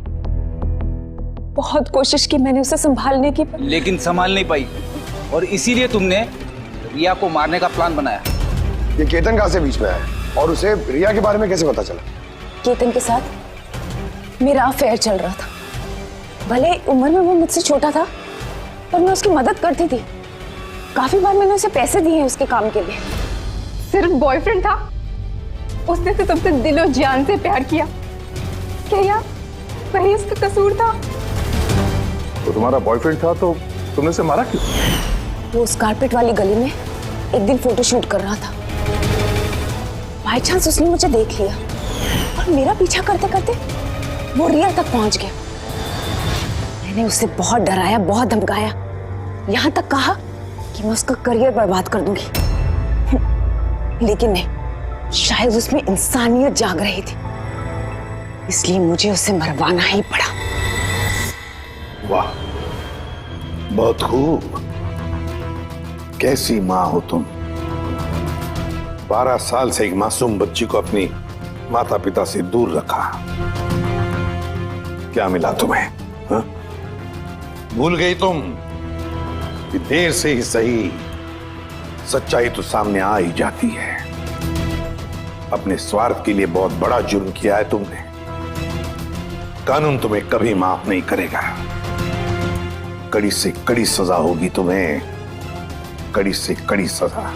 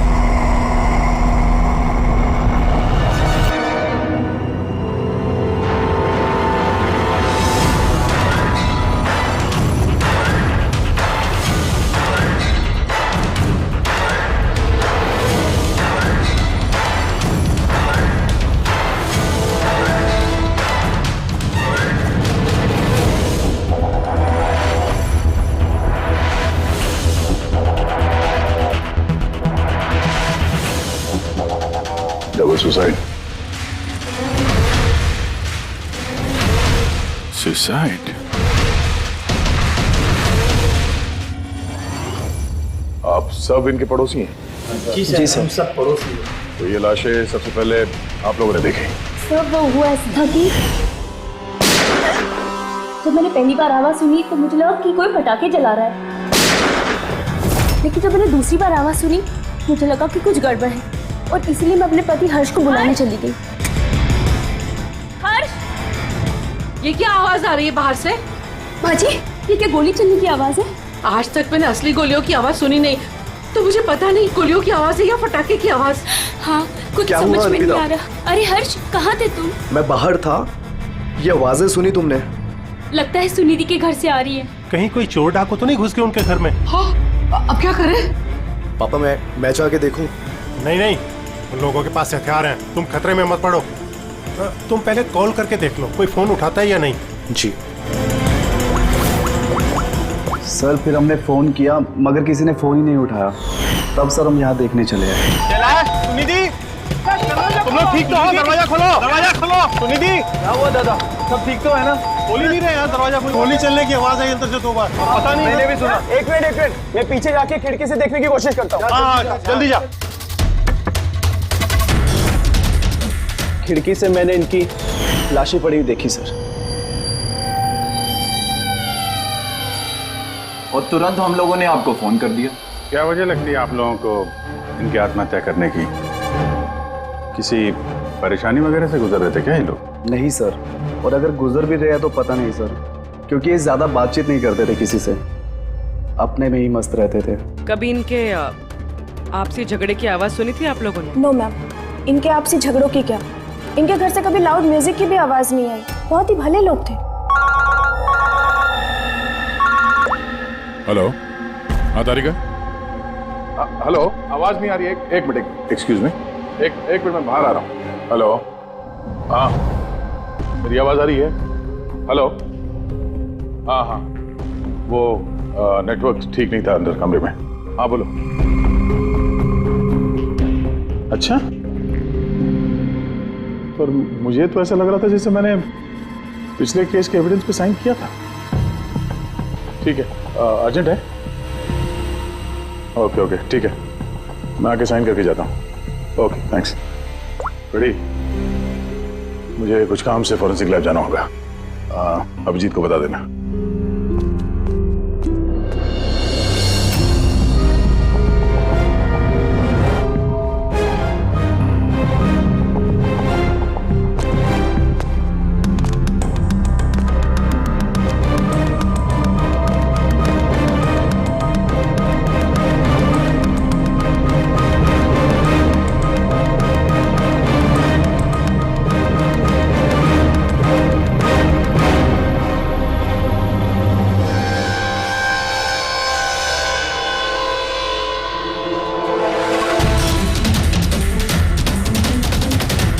बटन पर खून?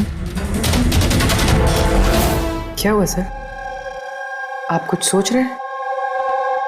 ये सुनिधि का चेहरा देख रहे हो? एकदम शांत, जैसे इसको पता ही नहीं इस पे गोली चलने वाली है। यहाँ पे सब कुछ एकदम साफ सुथरा, लगता है किसी ने क्राइम सीन सजा दिया है हमें गुमराह करने के लिए। सर, यानी कि आपको लगता है ये केस डबल सुसाइड का है, बल्कि डबल मर्डर का है? कुछ तो है अजीब इस केस में। सब कुछ इतना सीधा साफ है नहीं जितना दिख रहा है।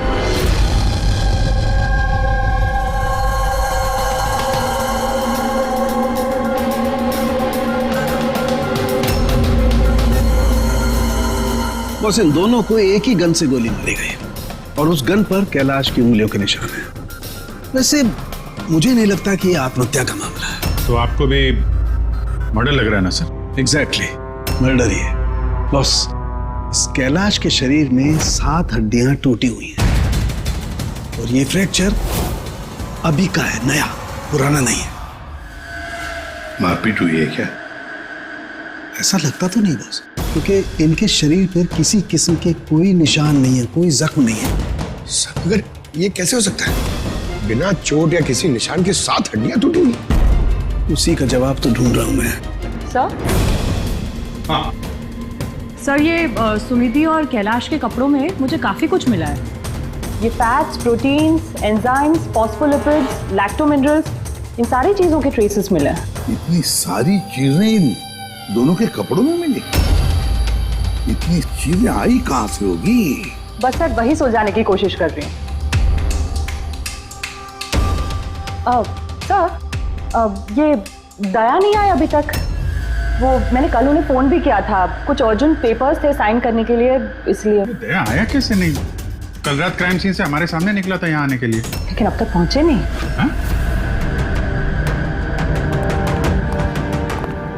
पूर्वी, दया को फोन लगाओ अभी।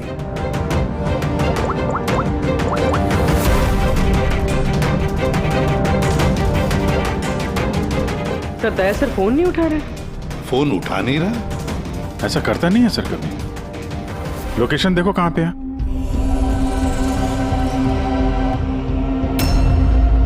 दया सर की फोन की लोकेशन तो क्राइम सीन पे ही है। हाँ? तो क्या फिर से क्राइम सीन पर गया? अगर गया भी तो बताना चाहिए था ना। नहीं सर, फोन क्राइम सीन से निकला ही नहीं है, वहीं पर है कल रात से। क्या? सर हम लोगों ने कल क्राइम सीन जब सील किया था तो दया वहां था ही नहीं, कोई नहीं था वहां पे। दया गया कहां?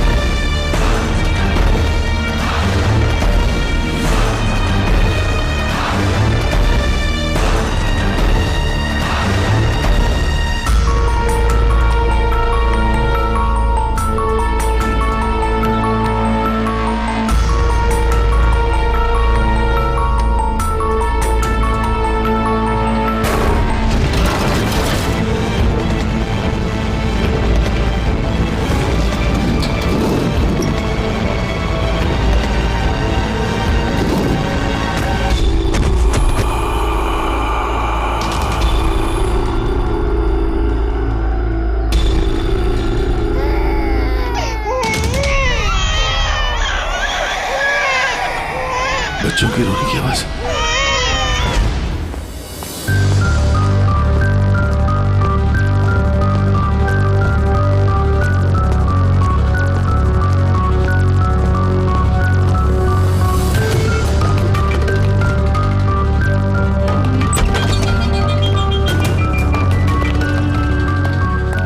सर दया सर का फोन तो यहीं पे ट्रैक हुआ है, कैलाश के घर पे, मगर दया सर तो कोई है ही नहीं। लेकिन फोन के लोकेशन तो अभी भी यही है ना?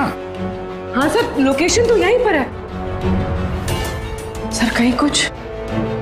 सर 2 खून हो चुके सर, और अचानक दया सर का गायब हो जाना। क्या तुमने दया को आखिरी बार कहाँ पे देखा था एग्जैक्टली? मैं यहाँ पे खड़ा था, एविडेंस चेक कर रहा था, और दया सर वहां पे खड़े थे, फोन पे बात कर रहे थे फॉरेंसिक लैब में, और मैं आपको बुलाने के लिए उस तरफ गया और वो अचानक पता नहीं क्या हो गया।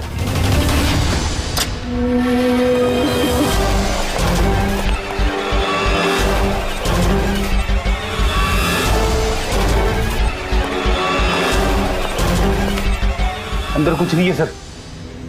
कमाल है यार, लेकिन फोन तो यहाँ पे है, फिर गया कहाँ? सर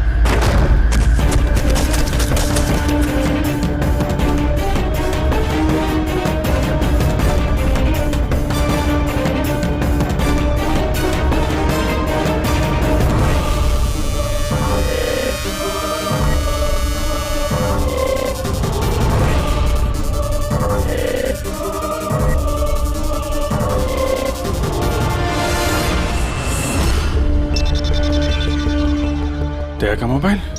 दया! अभिजीत सर। सर आप ठीक है? हाँ मैं ठीक हूँ। पता नहीं सर ये सब कैसे हो गया। जैसे ही मैंने टेबल पे हाथ रखा बाहर से दरवाजा खुल गया। शायद उसी से खुलता होगा इस तय खाने का दरवाजा। ये देखो दया का मोबाइल मिला है मुझे। मेरी तरह दया भी यहीं पे गिरा होगा। बटन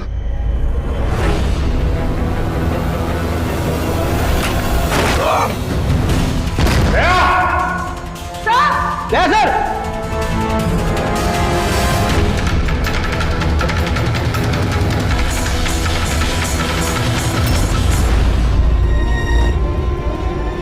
बच्चे का रुमाल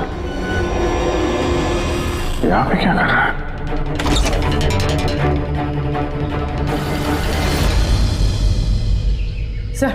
सर पीछे एक और दरवाजा है जो बाहर एक छोटी सी सड़क पर खुल रहा है। खुफिया तहखाने का खुफिया दरवाजा?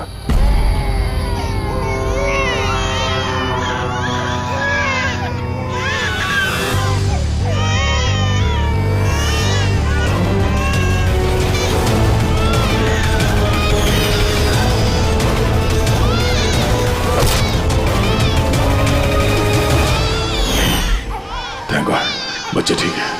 कम से कम इन्हें नशे की दवाई तो नहीं दी गई है।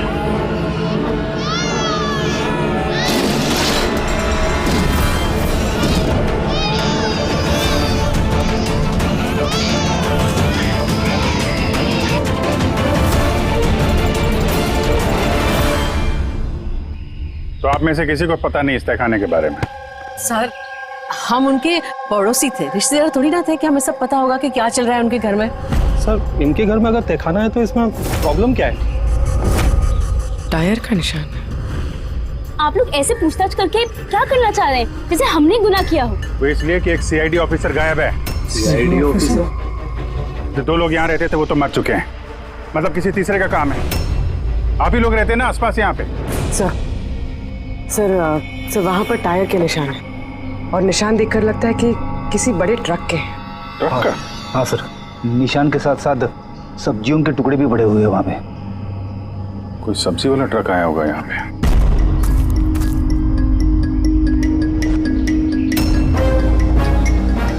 ये मत कहना कि यहाँ पे किसी सब्जी वाले ट्रक को आते जाते नहीं देखा। सर हमने तो कभी नहीं देखा है। कमाल है, हर बात में ना। एक मिनट, आप लोग इधर आइए। पूर्वी, इधर आइए आप लोग प्लीज। पूर्वी सर ठीक हो? गन बेटा याद रखो, गन जो है ना वो खिलौना नहीं होती, उससे किसी की जान भी जा सकती है। हैं? तुम मुझसे वादा करो गन से नहीं खेलोगे। मैं कभी नहीं खेलूंगा। खिलौने वाली गन से भी नहीं? नहीं।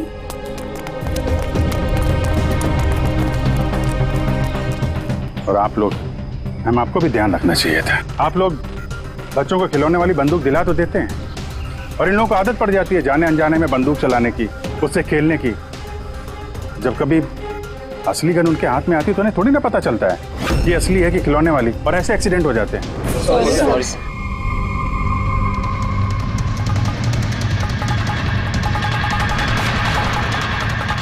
दया की गन? अच्छा भाई, बॉस ने कहा है आज की रात आएगी पार्टी इन बच्चों की डिलीवरी लेने, ठीक है? वो तो ठीक है बॉस, बच्चे तो अपने सही जगह पर पहुंच ही जाएंगे, मगर इस सीआईडी वाले को करे क्या? बोलो तो इसे भी भगवान के पास पहुंचा दो क्या? इसकी किस्मत में लिखा तो यही है। लेकिन फिर भी क्या है, बॉस से पूछ लेते हैं। अब एक बात बता, तुझको क्या जरूरत है सीआईडी के पहलवान को यहाँ लाने का? साइज देखा क्या तू उसका? अबे यार, अच्छा हुआ बेहोशी की दवा देकर पटक रखा है। होश में होता ना भाई तो भी कोहराम मचा देता है यहाँ पे, बता देना।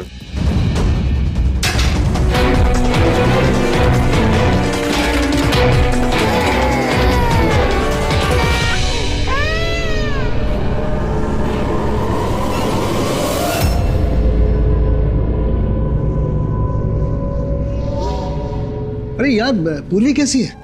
ठीक है सर, किस्मत अच्छी थी, गोली पैर को छू के निकली है। Thank God. चलो अच्छा है।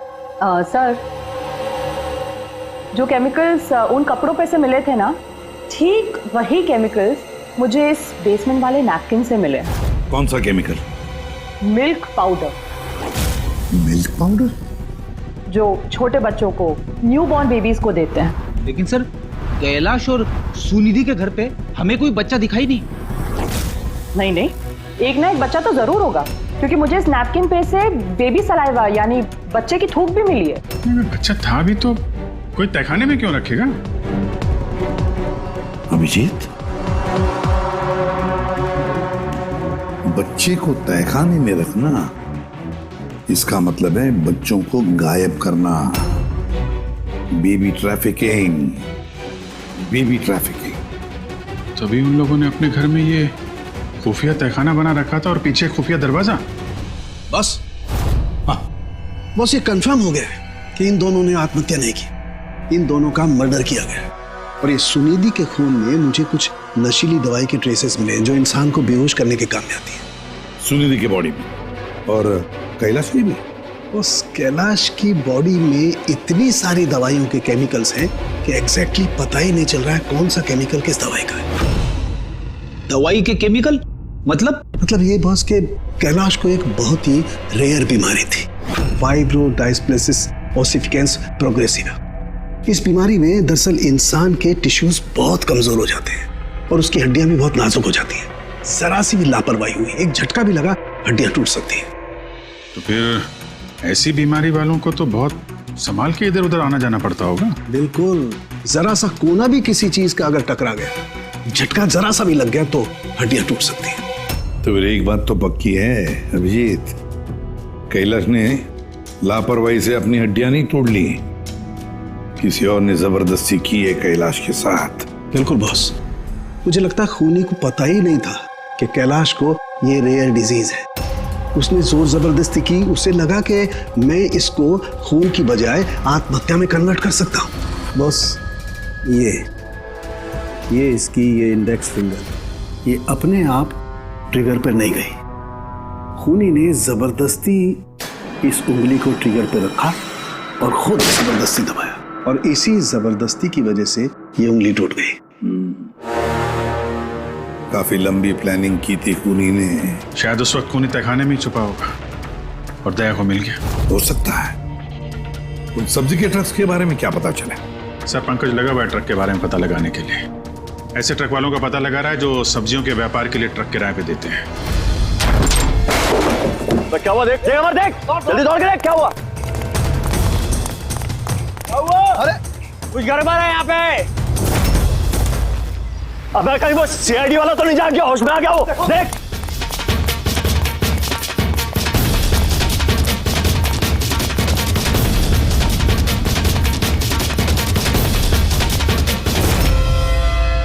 अबे बच्चे देख, बच्चे देख। अरे हाँ, बच्चे नहीं निकल गए।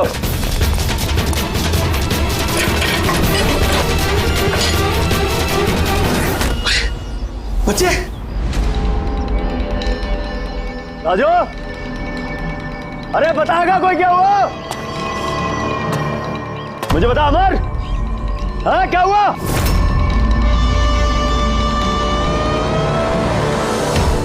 राजू,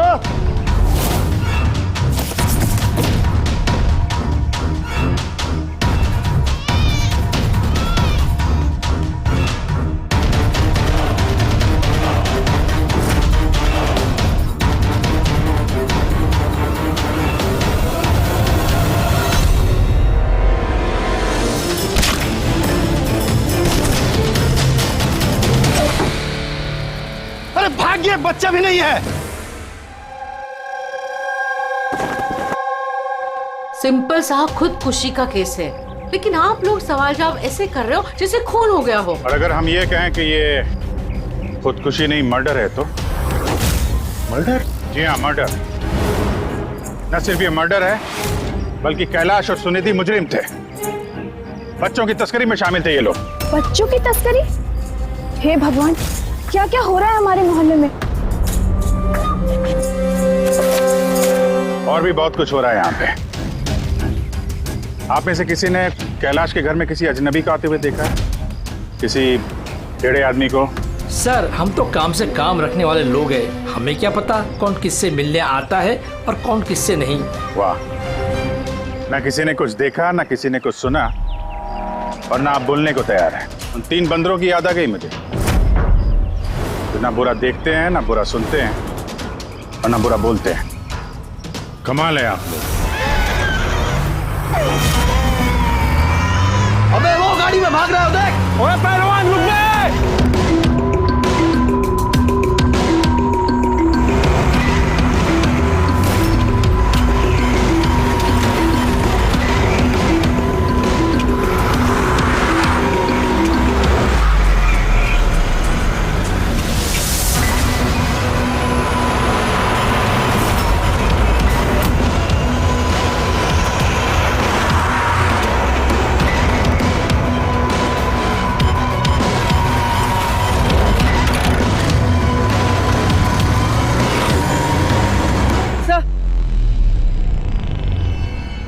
सर घर में कुछ नया तो नहीं मिला?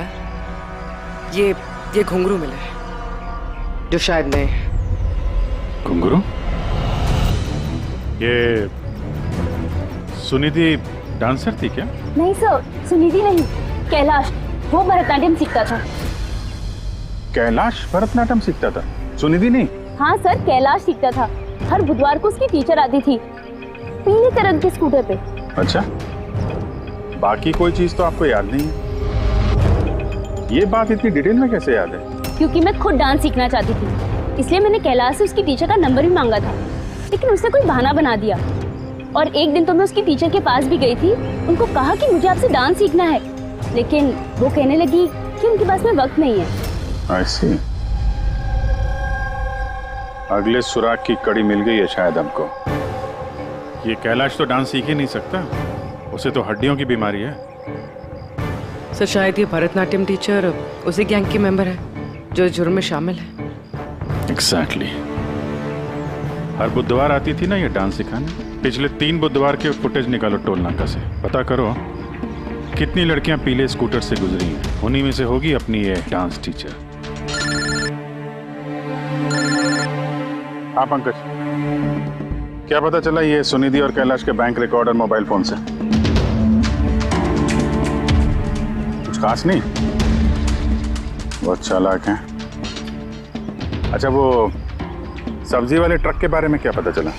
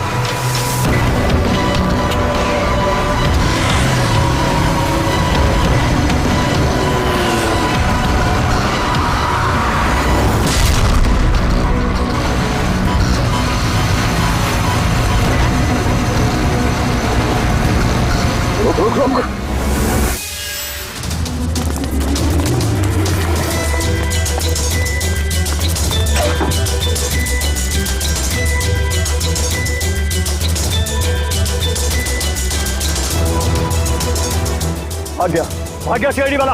अबे बच्चे भी ले गया, ढूंढो, बहुत जान लेगा हमारी। ढूंढो, अबे ढूंढो जाएंगे, चलो।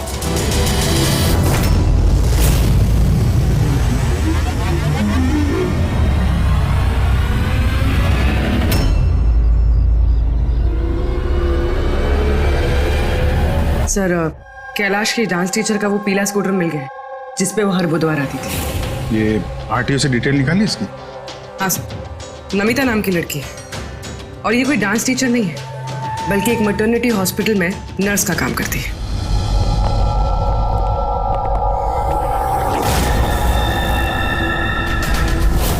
ये क्या? खून?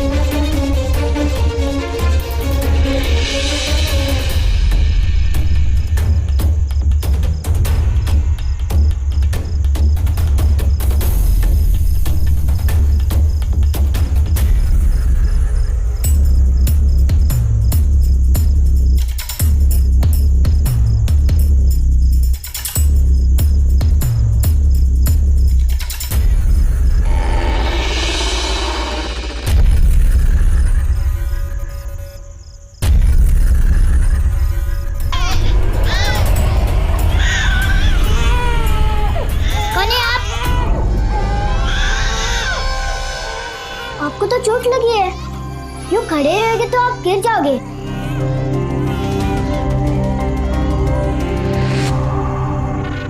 कितना खून बह रहा है आपका, आपको दर्द नहीं महसूस हो रहा है? बेटा आप यहाँ किसके साथ रहते हो? अकेले रहते हो? नहीं नहीं, माँ और बाबा है ना, पर वो आज शहर गए क्योंकि किसानों का रैली है ना, उसमें हिस्सा लेने। ओह, फिर तो मेरा यहाँ रुकना ठीक नहीं है, कहीं मेरी वजह से मासूम भी खतरे में न पड़ जाए। अरे अरे, आप कहाँ जा रहे हो अभी? बेटा मुझे जाना पड़ेगा यहाँ से। हाँ? ठीक है, पहले कुछ खा लो, ताकत आ जाएगी फिर जाना। बाबा कहते कि घर आए मेहमान भगवान से बरोबर रहते, उनको खाली पेट नहीं जाना चाहिए। बहुत अच्छा बोलते हैं आपके पापा।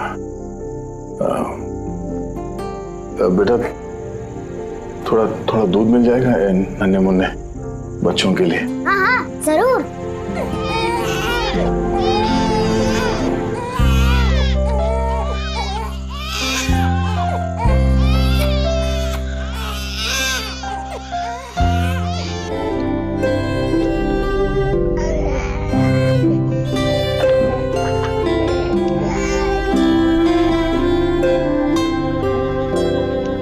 बॉस, नमिता का खून 1 घंटे पहले हुआ है, आप लोगों के वहां पहुंचने से सिर्फ 1 घंटे पहले। 1 घंटे पहले? इसका क्या मतलब है? इसका ये मतलब है फ्रेडी कि खूनी ने इतनी लंबी प्लानिंग की थी कैलाश और सुनिधि को मारने के लिए, लेकिन नमिता को मारने में इतनी हड़बड़ी क्यों? इतनी हड़बड़ी क्यों? वो अगर चाहता तो उन दोनों के साथ इसे उसी वक्त मार देता। हाँ सर, 20 घंटे बाद उसने नमिता का खून किया और इतने सारे सुराग भी छोड़े। इसका क्या मतलब हो सकता है? अभिजीत, खूनी नमिता को मारना नहीं चाहता था, जरूर कुछ ना कुछ तो हुआ जिसकी वजह से उसे लास्ट मोमेंट डिसाइड करना पड़ा नमिता को मारने के लिए। पर ऐसी क्या मजबूरी थी खूनी की? सर मजबूरी, सर कहीं ये नमिता हमारे पास तो नहीं आने वाली थी?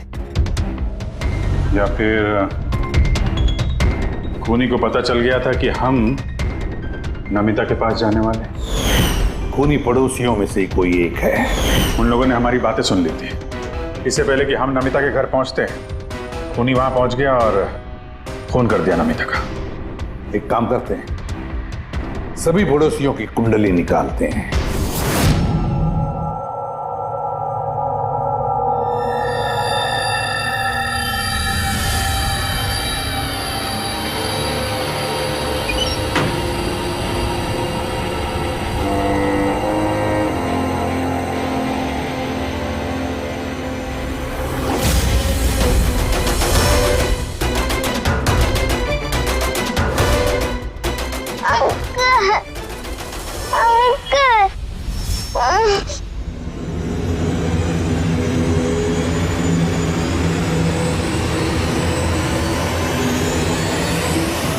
तुम लोग की दुश्मनी मेरे साथ है। जाने दे बच्चे को।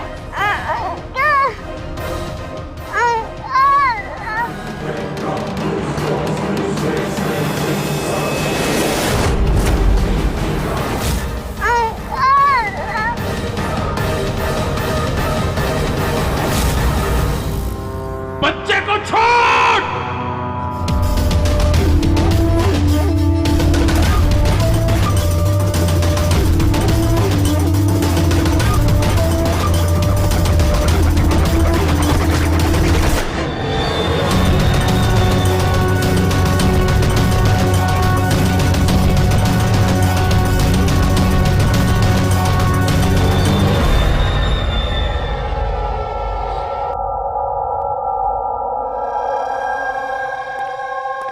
हाँ विजय सर, सारे पड़ोसियों का मोबाइल फोन ट्रैक किया हमने। किसी का भी फोन नमिता के घर तक गया ही नहीं है और 2 लोगों के पास तो मोबाइल फोन नहीं है। मतलब जब खून करने गया खूनी तो साथ में मोबाइल फोन लेकर नहीं गया। और क्या पता चला पड़ोसियों के बारे में?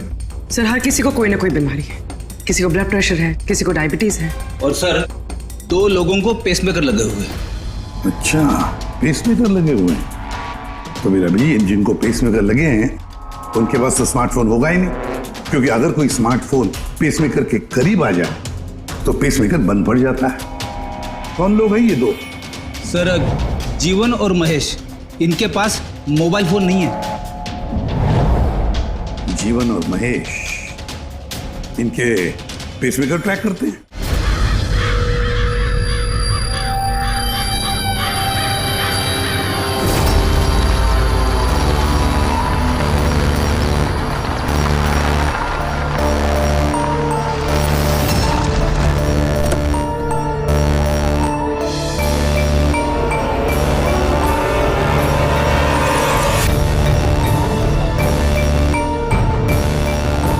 आप ही का इंतजार कर रहे थे बस।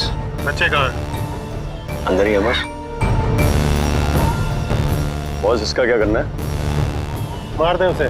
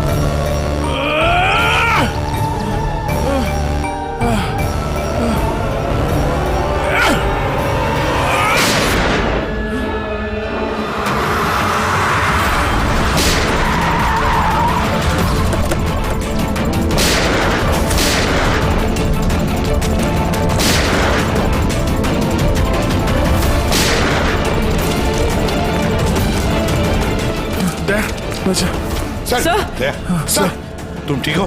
सब बच्चे। बच्चा? कहाँ है बच्चे? कहाँ है बच्चे?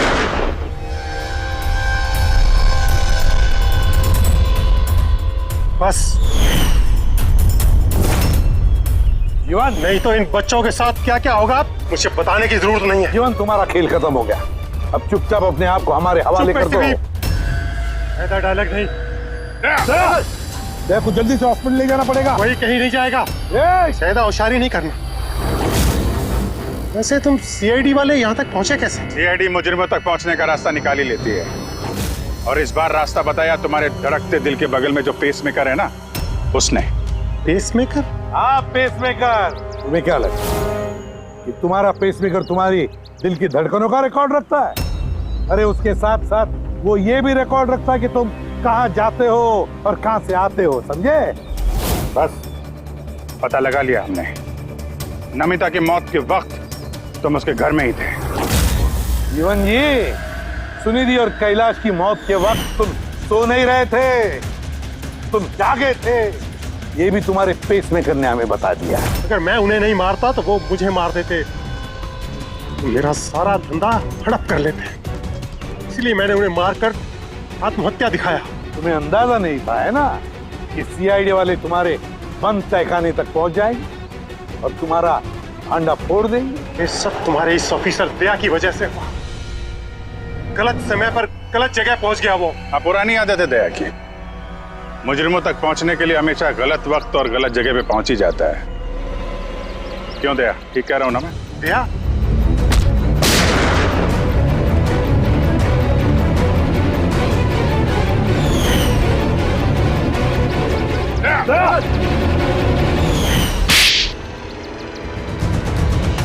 जीवन, जिन बच्चों ने ढंग से अपनी मां का आंचल तक नहीं पहचाना, उनकी जिंदगी तबाह करने निकले थे तुम। पता नहीं कितने मासूम बच्चों की जानें ले ली है तुमने। इससे तो बढ़कर और कोई संगीन जुर्म ही नहीं हो सकता।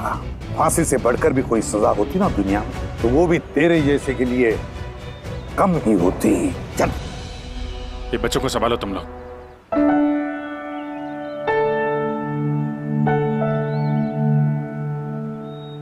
टिकू, आपने हमारी बहुत मदद की है, बहुत अच्छे दोस्त हो तुम। फिर मिलेंगे। Okay uncle. ख्याल रखना अपना। अभिजीत, दया को हॉस्पिटल लेकर जाओ। Yes sir. अरे यार, ये हॉस्पिटल नहीं चलते हैं। मैं ठीक हूँ, जाने की जरूरत ही नहीं। नहीं भाई साहब, सर का ऑर्डर है, आपको हॉस्पिटल जाना है तो लेके चलना पड़ेगा। चलो यार, एक काम करते हैं, हॉस्पिटल चलते हैं, फिर पट्टी वट्टी करके निकलते हैं।